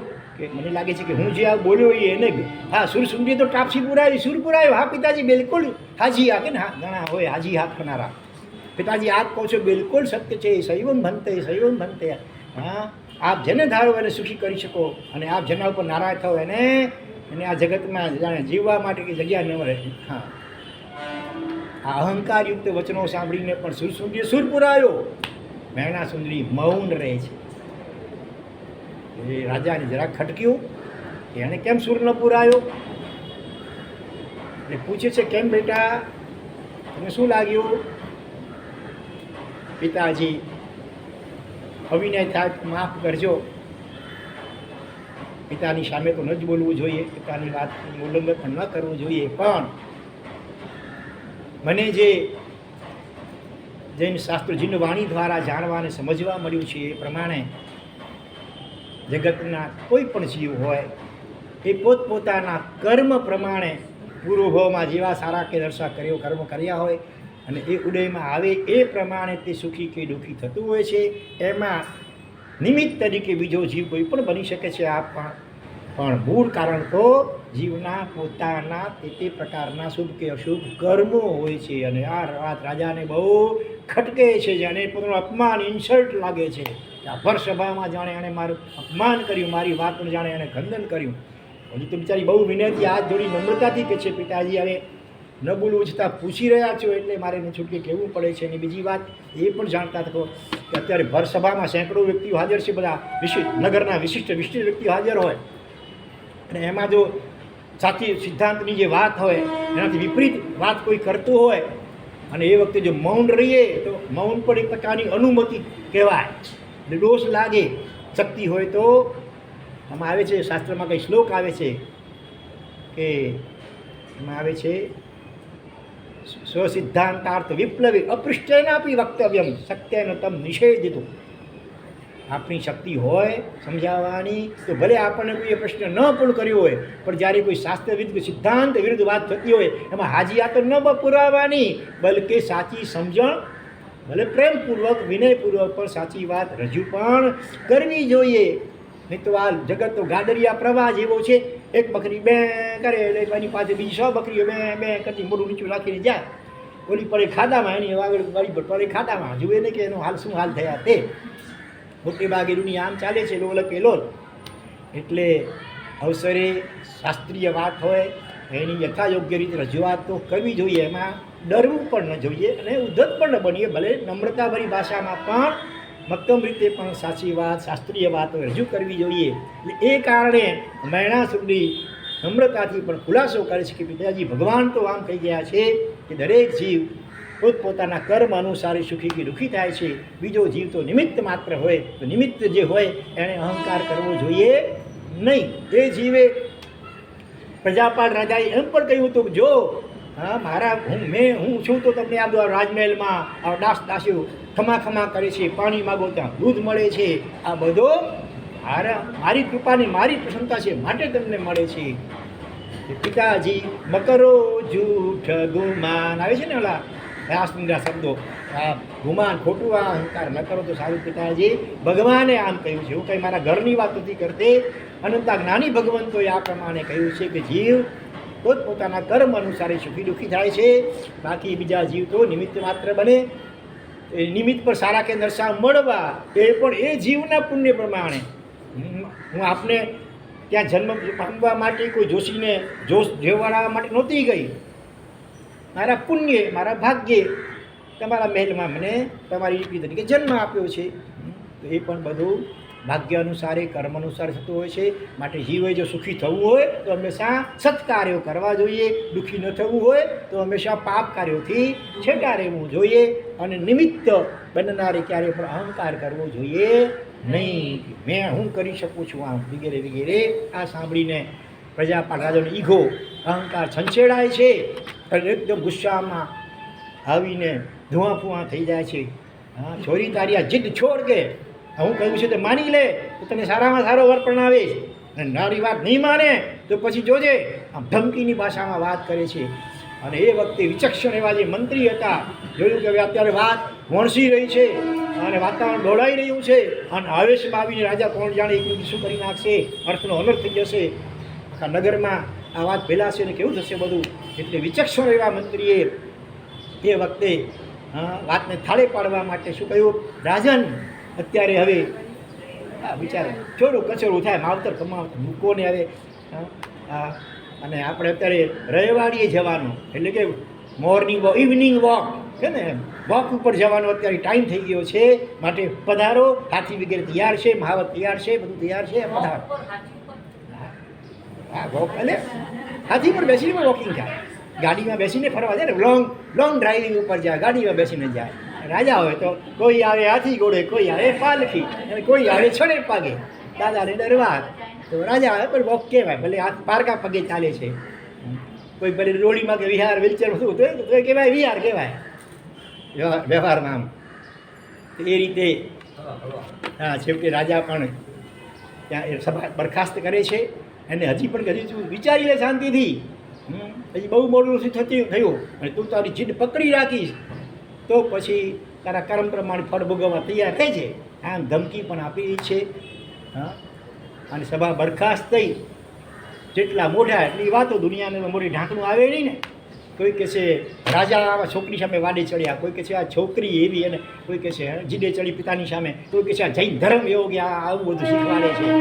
તો વિનય વિવેક ઊંડે ઊંડે મતીર ભિન્ના, દુનિયાને મોઢે ઘરડું આવે નહીં, જેટલા લોકોના મોઢા એટલી વાત ચાલે છે. સમજુ આત્મા હોય ને એને કાં તો મૌન રહેવું જોઈએ, ને બોલવું હોય તો જે ઉચિત હોય શાસ્ત્રાનુસારી વાત હોય તો એમાં એ બોલવું જોઈએ, નહીં તો મૌન રહેવું જોઈએ. પણ શાસ્ત્ર વિરુદ્ધ તો ભૂલે ચૂકે બોલવું પણ નહીં, કોઈ બોલતો હોય તો એમાં સુર પણ પુરાવો જોઈએ નહીં. આ બાજુ રાજા રૈવાડીએ નીકળે છે પરિવાર સાથે હાથીની અંબાડી બેસીને, અને ત્યાં થોડેક દૂર ગામ નગર બહાર ગયા, ત્યાં દૂર દૂર શું દેખાયો? ધૂળની ડમરીઓ ઉડતી દેખાય. રાજાને આશ્ચર્ય થયું, મંત્રીને પૂછે છે આ તપાસ કરાવો તો આટલી બધી ધૂળ સરળ કારણે ઉડે છે, પેલા બમ ફોડે છે. આજની ભાષામાં કીધું કે શું થયું છે, કે ધરતીકંપ થયો છે કે શું થયું છે. એટલે મંત્રી જરાક ઘરા તપાસ કરાવી દૂત દ્વારા, અને પાછો સમાચાર મળ્યા. અને મંત્રી કહે છે રાજન, હવે આ રસ્તે આગળ વધવા જેવું નથી, કારણ કે સામે શું આવી રહ્યું છે? 700 કુષ્ઠ રોગીઓનો કાફલો આવી રહ્યો છે. કાફલો એટલે સમૂહ, ટોળું. કુષ્ઠ કોઢ રોગ, અને કોઢ પણ કેવો આમ સફેદ દાગ ખાલી થયો હોય એમની, ચામડી ખાલી સફેદ એવું નહીં, રસી નીકળતી હોય, પરવું નીકળતું હોય, માખીઓ બળબળતી હોય, અને એના કારણે હાથ ખવાઈ ગયા હોય. રક્તપિત્ત કહેવામાં આવે. ઘણી વાર તમે રસ્તા ઉપર ફૂટપાથ ઉપર ભિખારીઓ જોતા હશે, બિચારા આમ હાથ ખવાઈ ગયા હોય, આમ એવા બધા ચહેરો આખો બિહામણો બની ગયો હોય, માખીઓ બળબળતી હોય. એવા 700 જરતા કોઢ રવાગાળા કુષ્ઠ રોગીઓનો કાફલો આવી રહ્યો છે. માટે રાજન, અને હવા પણ લાગશે તો કે આપણે આ કોરોનાની જેમ ત્યાં ચેપ લાગી જશે, માટે આપણે ચાલો બીજે રસ્તે જઈએ. એમ કરીને રસ્તો આમ ફંટાય છે, તો પાછા આપણા પ્રયત્ન કરે છે. એટલી વારમાં તો પેલા જે 700 કોઢિયાઓ હતા ને, એનો પણ એક સંચાલક, એક મંત્રી જેવો હતો, એ દોડતો પોતાના ખચ્ચર ઉપર બેઠેલો. બધા એ લોકો ખચ્ચર ઉપર બેઠેલા. ખચ્ચર કોને કહેવાય? નહીં ઘોડો ને નહીં ગધેડો, બેના સંમિશ્રણ થયેલું હોય, હાઇબ્રિડ. આજની ભાષામાં અનાજમાં હાઇબ્રિડ હોય ને, એમાં પશુઓમાં પણ ક્યારેક ક્યારેક આવું હાઇબ્રિડ, આજે કૃત્રિમ રીતે પણ હાઇબ્રિડ થતું હોય છે, અને પહેલાં કુદરતી રીતે પણ ક્યારેક આવું બની જતું. તો એ ઘોડો ઊંચો હોય, ગધેડો નીચો હોય, અને કચેરી બંનેની વચેરી સાઇઝનો લગભગ હોય. તો એના ઉપર બેસી કરીને 700 કોઢિયાઓ આવી રહ્યા છે. અને તરત જ મારો મંત્રી આવી ગયો અને રાજાને પ્રણામ નમસ્કાર કરે છે કે રાજન, માફ કરજો કંઈ અભિનય થતો હોય તો, આપને થોડોક આપનો સમય લેવા માગું છું. અમે આપની ખૂબ ખૂબ કીર્તિ સાંભળી છે કે પ્રજાપાલ રાજા બહુ ઉદાર છે ઉજ્જૈની નગરીના, એટલે અમે એક આશા લઈને આપણી પાસે આવ્યા છીએ. બોલો શું છે, જલ્દી બોલો. તો કે અમે બધા 700 જણા છીએ. અમારા એક રાજા છે જે ઉંબર રાણા તરીકે ઓળખાય છે. રાણો એટલે રાજા, અને કોઢના 84 પ્રકાર, એમાં ઉંબર જાતિનો કોઢ હતો એને, એટલે ઉંબર રાણા તરીકે ઓળખાય છે. એના માટે એને યોગ્ય કન્યા, અમારા રાજાની એક રાણી અમે વિનંતી કરવા માટે આવ્યા છીએ. હા, અને જેવી હશે હિન કોડની હશે ચાલશે, એને કદાચ કોડ થયેલો હશે તો પણ ચાલશે, એને કોઈ બીજો રોગ થયેલો હશે તો પણ ચાલશે. હેન્ડીકેપ હોય તો હેન્ડીકેપ જ મળે ને, પછી તો સારું તો નથી મળે. એટલે જેવી હશે તેવી હિન કુળની કન્યા પણ ચાલશે. અને એ વખતે રાજાને મહેણાસુરનો ચહેરો નજર સામે આવી ગયો. યોગાનું યોગ કેવું થાય છે જો આ બધું. આ મોકો સારો છે. દીકરીને પોતાનો અહંકારી માણસ શું ન કરે, એક મોટો સવાલ છે. પોતાની દીકરી રાજકુમારી છે, એના માટે પણ આવો કુવિકલ્પ આવી ગયો. રાજાને આશ્વાસન આપે છે, તમે એમ કરો, આવો મારા રાજ દરબારમાં આવતીકાલે, અને હું તમને બીજી કોઈ નહીં, મારી રાજકુમારી તમને હું પરણાવીશ, એટલે તમારા રાજા માટે. અને આ સાંભળી ગયો તો રાજીના રેડ થઈ જાય છે, પાછા જાય છે. અને બીજે દિવસે એ આખી ફોજ એન્ટ્રી થાય છે એની નગરની અંદર. આમ તો મોટે ભાગે બિચારા લોકો બહાર નગરમાં તો બધા હળધૂત કરે, એ બહાર જ્યાં ત્યાં છાવણી તંબુ ટાણીને રહેતા હોય. રાજાનો આદેશ છે, હવે આવે છે બધા પરિવાર જાન લઈને આવે છે.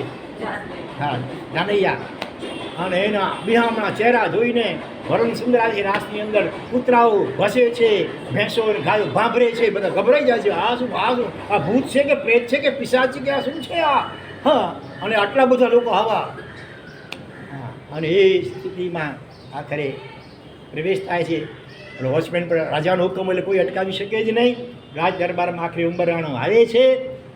સભા ભરાયેલી છે, મૈણા સુધીને પણ બોલાવવામાં આવી છે.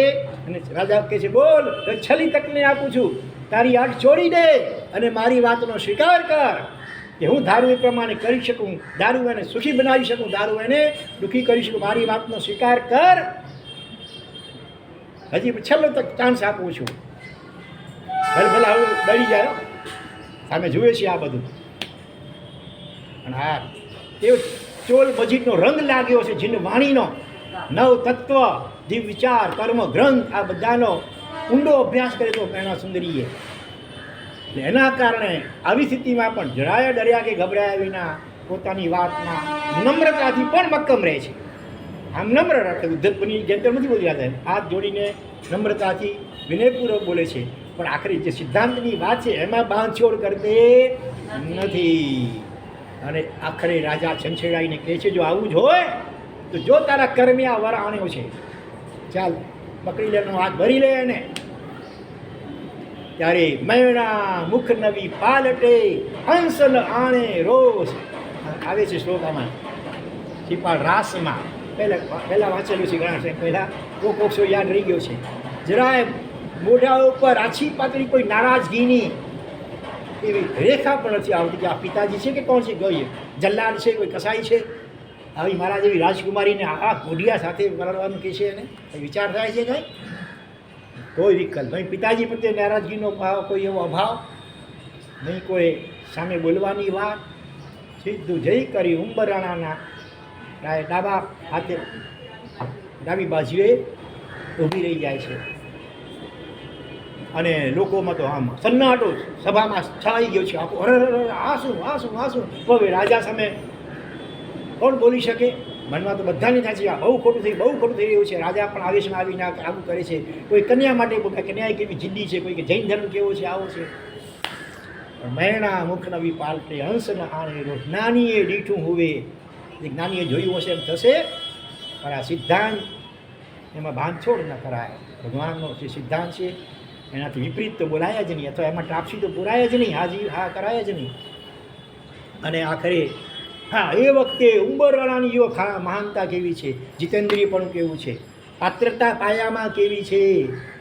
એ કહે છે, રાજન ક્ષમા કરો, માફ કરજો. કાગડાની ડોકે મોતીની માળા શોભે નહીં. ક્યાં આપણી આવી રાજકુમારી અને ક્યાં આ કોઢી શરીરવાળો હું. કન્યા બીજી હોય, મારા જેવી હોય કોઈ તો ઠીક છે, ન હોય તો વાંધો નથી, પણ મહેરબાની કરી આવો અન્યાય ન કરો તો સારું.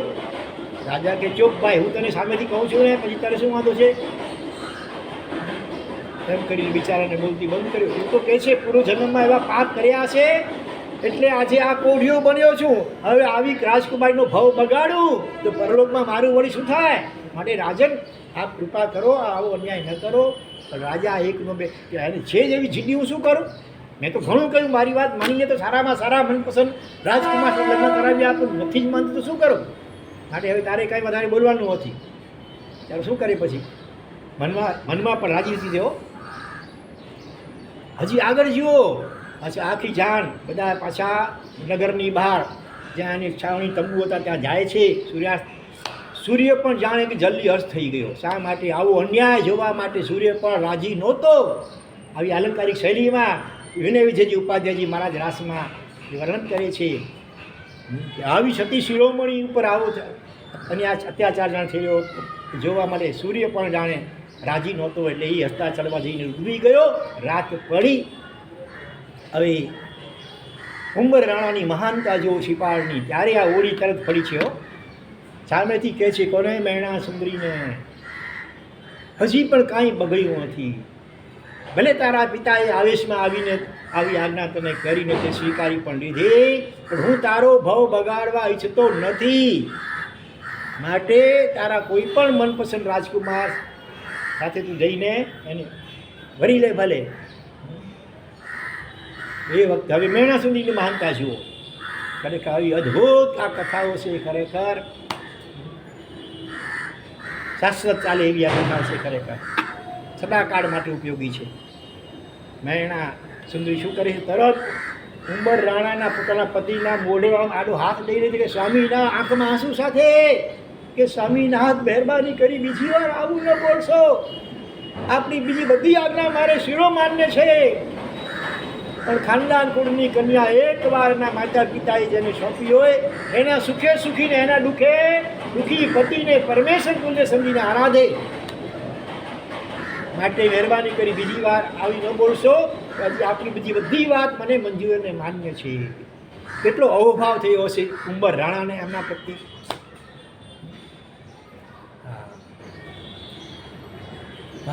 મહા પુણ્યોદય હોય ત્યારે આવું જોડું ક્યાંક ભેગું થાય, એકબીજા આત્માનો હિત છે ખરેખર. અને એ રીતે પછી તો ધર્મ ચર્ચામાં ને એમાં જ રાત્રિ વ્યતીત કરી. સવાર થયો એટલે મેણા સુંદરી શું કહે છે, ટાઈમ થયો સવાર થઈ એટલે મેણા સુંદરી કહે છે ચાલો હવે ક્યાં જઈએ. હા, બાજુમાં જ આદિશ્વર દાદા આદિનાથ ભગવાન અહીંયા પણ છે, અને ભવ્ય જે મંદિર છે ત્યાં જઈને ભગવાનને આપણે જુહારીએ એટલે કે પ્રણામ કરીએ, વંદન કરીએ. ત્યારે ઉંબરાનો ધાર તો બાનું કાઢી શકો, આવું મારું શરીર છે ને કેવી રીતે હું ચાલું. અથવા ઘણા શું કહે, તું કરી કે હું કે મોચો છે, મને નહીં કે તું તારે ધર્મ એ કરવું એ કર, મને નહીં કહેતી. બન્યા છે લાઈફ પાર્ટનર પાછા. છેડાછેડી બાંધી ત્યારે આ વિચાર ન કર્યો, એકબીજાને કોલ આપ્યા છે, પણ આ પાત્રતા પાયામાં હતી ઉંબરાણામાં, એટલે કોઈ જાતની આનાકાની નનું નચ કર્યા વગર. અને હવે તો ઓવારી ગયો હતો, આટલી મેં સામેથી છૂટ આપી તોય ક્યાંય જવા તૈયાર નથી. એટલે હવે એની તો જે વાત આંખો મીચીને કહતી, સુશિષ્ય હોય ગુરુની આજ્ઞાને પણ આંખું મીચીને કહતી કરે. એમાં ઉંબર રાણો પણ પોતાની ધર્મ પત્ની ખરેખર છે, વાઇફ નથી આ. હા, who was the wife of Umbar Rana સિપાળ? ના, વાઇફ ન કહેવાય, શું કહેવાય? ધર્મ પત્ની. શબ્દ આર્ય સંસ્કૃતમાં કેવો સરસ છે, જે પોતાના પતિને ધર્મમાં જોડે, ધર્મની પ્રેરણા કરે, પોતે ધર્મમય જીવન જીવે અને પોતાના પતિને પણ પ્રેરણા કરીને ધર્મમાં જોડે, એને કહેવાય ધર્મ પત્ની.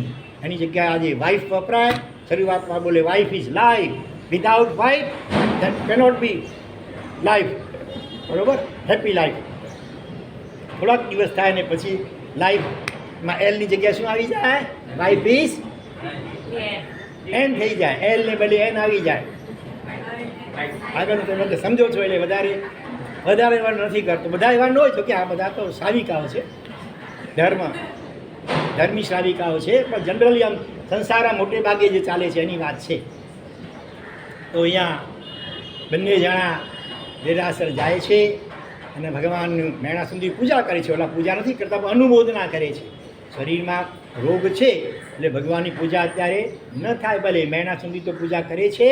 ઉંબર રાણો એની ભાવથી અનુમોદના કરે છે અને પછી બંને જણા સ્તુતિ કરી રહ્યા છે. ખાસ કરીને મેણા સુધી કરે છે અને ઉંબર રાણો સાંભળે છે, અનુમોદના કરે છે. અને હજી કંઈ જાજુ આવડતું નથી, પણ એવા ભાવથી ભગવાનની પૂજા અને પ્રાર્થના અને સ્તુતિઓ કરે છે ને, એના કારણે ત્યાં જ એક ચમત્કાર સર્જાયો. શું ચમત્કાર સર્જાયો? ભાઈઓમાંથી કેટલાને ખબર છે? ભાઈઓમાંથી નમો હરિહંતાણમ. આજે ભલે જવાબ નથી આપી રહ્યા, આવતા ચોમાસામાં અથવા આવતી ચૈત્રી હોળીમાં સાધુજી ભગવાન કોઈ પણ પધારીને પૂછે ત્યારે પછી આવું નહીં કે ભલા આપણા બંને લાજ જશે પછી. હા, કારણ કે સાધુજીઓ રાસ વાંચતા હોય કે ત્યારે તમારી હાજરી હોય કે ન હોય. જેવા 91 વર્ષની ઉંમરના મેઘજી બાપા તમારા બધાની લાજ રાખી રહ્યા છે. શું થયું? ભગવાનની હથેળીમાં બીજોરાનું ફળ મૂકવામાં આવતું હોય ઘણી ઠેકાણે, એ અને હાથે કંઠમાં કરી નાખેલી ફૂલની માળા, એ બંને ઉડી કરી આકાશ ઓટોમેટિક. આ કોઈ રિમોટ કંટ્રોલ, કોઈ અદૃશ્ય જાણે પુણ્યનો રિમોટ કંટ્રોલ કહો, એનાથી આમ બને એવું અધર આવી અને એમની પાસે આવી જાય છે કે મારા લીધી કે બીજોરો લીધો.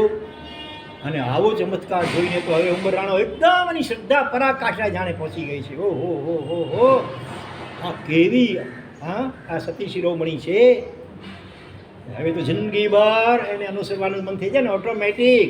બળજબરીથી હૃદય નથી જીતાય કોઈનું, પ્રેમથી જીતાય. અને એ રીતે પરમાત્માની ચૈત્યવંદન વગેરે વિધિ કરે અને પછી આગળ શું થાય છે. વાત તો ઘણી બધી લાંબી છે, એ હવે અગ્રે વર્તમાન. બરાબર, અત્યારે લગભગ 10:40 જેવો સમય થયો છે. પ્રશ્ન પૂછી લઈએ અને ત્યાર પછી તરત જ આપણે સિદ્ધ ચક્રની આરાધના કરવા માટે તૈયાર રહેજો. જેમની પાસે ઘરે ચોપડી હોય તે રોજ ચોપડી લાવજો. 9 દિવસના આધારે સિદ્ધ ચક્રની આરાધના થશે. ચાલો, વિનામી પ્રશ્નોત્તરી મળી તૈયાર. સિદ્ધ ચક્રના આરાધકમાં મુખ્ય કયા ગુણો હોવા જોઈએ એને માટે 2 અક્ષરના 3 શબ્દો જે આમાં વ્યાખ્યાનમાં કહેવામાં આવ્યા હતા, એ 3 શબ્દો બોલો. ખંતો અને સંતો. શાબાશ. ખંતો, દંતો ને સંતો. અર્થ કહેશો જરા? ખંતો એટલે શાંતિ, ક્ષમાશીલ. દંતો એટલે દાંત જેના સરસ હોય, સફેદ એવો દંતો. દાંત જીતેન્દ્રિય, ઇન્દ્રિયોને રમન કરનારો. અને સંતો એટલે શાંત, ચારે કશાયો જેના શાંત થયેલા હોય એવો. ખંતો, દંતો, સંતો. અને આ શબ્દો કયા વિધિકાર સમજાવતા હતા? વિધિકાર કયા?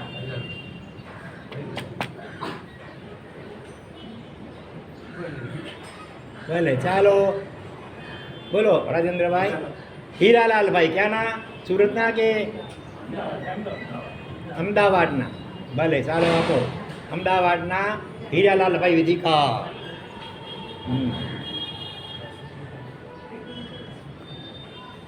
પ્રભુનું ધ્યાન કઈ 3 રીતે કરાય? પરમાત્માનું ધ્યાન કઈ 3 રીતે કરાય? આજે વ્યાખ્યાનમાં આવી છે વાત. બહેનો, હા બોલો. એ આજે નહોતું આવ્યું. પિંડસ્ને પરિષદ આજે નહોતા આવ્યા. આજે વ્યાખ્યાનમાં આવ્યા હતા, એના અનુસાર જવાબ આપો. કોણ બોલશે બીજું? બોલો.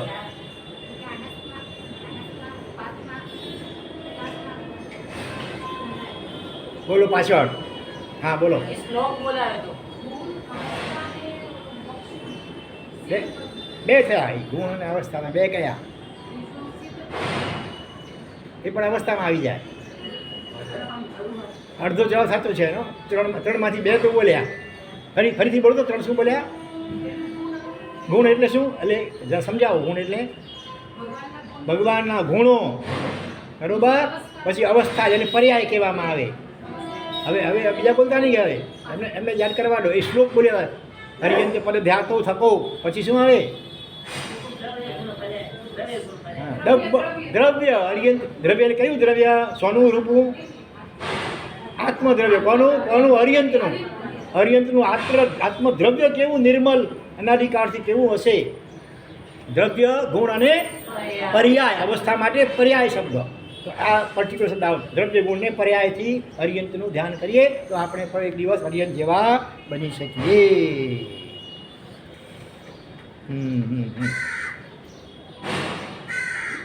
કયા 4 ચક્રોથી છૂટવા માટે સિદ્ધ ચક્રનું શરણ લેવા જેવું છે? કયા 4 ચક્રો?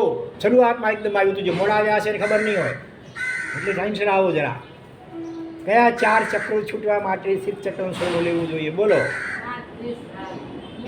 નહીં, એ ઓઠે નહીં ચાલે. વ્યાખ્યાની લગભગ બિલકુલ શરૂઆતમાં જ આમ વાત આવી હતી. કદાચ વ્યાખ્યાની પહેલી કે બીજી મિનિટમાં એ વાત આવી હતી.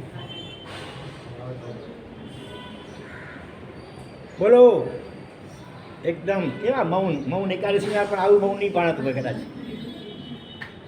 તેલ મેં જાણે મખ બોડે રહી કહેવત છે. તેલમાં માખી જાણે બુડી જાય, સ્થિર થઈ જાય, જરા હલી ચલી શકે નહીં. પણ એની પાંખો જ બિચારી ચીપકી જાય. કયા 4 ચક્રો? હવે સાંભળો અમારા, પછી એમ નામ આપવું પડશે કંઈ. બોલો. પ્રેમરત્ન મહારાજ બોલો. અનંત ચક્ર, ભવ ચક્ર, દુઃખ ચક્ર. પહેલો ચક્ર કયું હતું? અનંત ચક્ર નથી. બોલો. ભવચક્ર પછી ભલે ભવચક્ર. પેલા અનંત બોલ્યા એને અનુસંધાનમાં કેવું? અનંત કાળ ચક્રોથી. કાળ 20 કરોડા કરોડ સાગરોનું એક થાય કાળ ચક્ર. એવો અનંત કાળ ચક્રોથી ભવચક્ર પછી આવશે. શેના કારણે કયા ચક્રના કારણે? કર્મ કર્મચક્ર. 8 પ્રકારના નાના વણી મોહની 8 કર્મો. અનંત કાળચક્રોથી આ મોહની આદિ કર્મચક્રની ચુંગાલમાં ફસાઈને આપણો આત્મા આ ભવચક્રમાં અનંત દુઃખ ચક્રોમાં પીસાઈ રહ્યો છે. ચક્ર એટલે સમૂહ, બરોબર? આ 4 ચક્રો, આ બધા ચક્રોમાંથી ચુંગાલમાંથી છૂટવા માટે સિદ્ધ ચક્રની આરાધના કરવા યોગ્ય છે.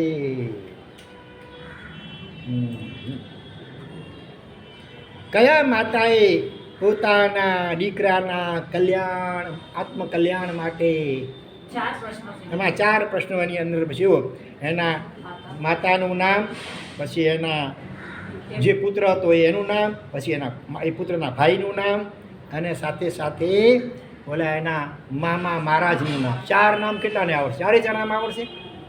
વાહ, 4 જણાની આમ ઊંચી છે. 4 નામ મળી 4 બોલો ભાઈ. રૌદ્ર નહીં પણ રુદ્ર સોમા. પછી દીકરો આર્ય રક્ષિત, પછી એનો ભાઈ આર્ય રક્ષિતનો ભાઈ ફાલ્ગુની બેન બેનનું નામ ફલ્ગુ મિત્ર, ફલ્ગુ રક્ષિત, આર્ય રક્ષિત નો ફલ્ગુ રક્ષિત. અને મામા મહારાજનું નામ તોસલી પુત્ર. તોસલી પુત્ર એટલે માતાનું નામ તોસલી હશે, એના બધી તોસલી પુત્ર આચાર્ય. ચાલો, ધન્યવાદ. હા,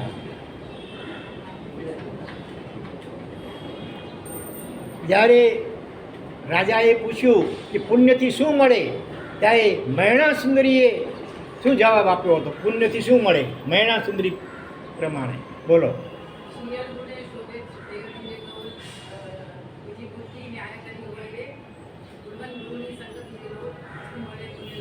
ધન્યવાદ. ચાલો, હા, ચાલો હવે આરાધના માટે તૈયાર. સિદ્ધ ચક્રની આરાધના. ભલે, ચાલો વંદન કરી લઈએ, પછી ખાના આપી દઈએ. આખા વિશ્વનું મંગલ થાઓ, સર્વે જીવો મોક્ષે જાઓ. ઓમ શાંતિ શાંતિ શાંતિ. ત્રણેય લોકના સર્વે જીવોનો કલ્યાણ મંગલ અને શીઘ્ર મોક્ષ થાઓ. એવી મંગલ ભાવના પૂર્વક નમો હરિહંતાણામ, નમો આયરિયાણામ, નમો લો એ સપસાહુણામ, જબ્બ પાવપણાશણો પડમંગો ઈ મંગલ. નમો સિદ્ધાણામ, નમો ઉવજાયાણામ, એસો પંચનમુક્કારો મંગલાણમ ચ સવ્યેશી. નમો હરિહંતાણામ, નમો આયરિયાણામ, નમો લો એ સબ્બ સાહુણામ, સબ્બ પાવપણાશણો પડમંગો ઈ મંગલામ. પચકાંડગીરી આપી એનાથી પહેલાં આપણે 27 વખત ઓમ રીમ નમો હરિહંતાણમનો જાપ વારાફરતી એકવાર હું બોલું, એકવાર તમે રિપીટ કરજો. હા, આંખો બંધ કરી ખૂબ ભાવથી હરિહંતોને નજર સામે લાવી કરી બોલજો. ઓમ રીમ નમો હરિહંતાણામ, ઓમ રીમ નમો હરિહંતાણામ, ઓમ રીમ નમો હરિહંતાણામ, ઓમ રીમ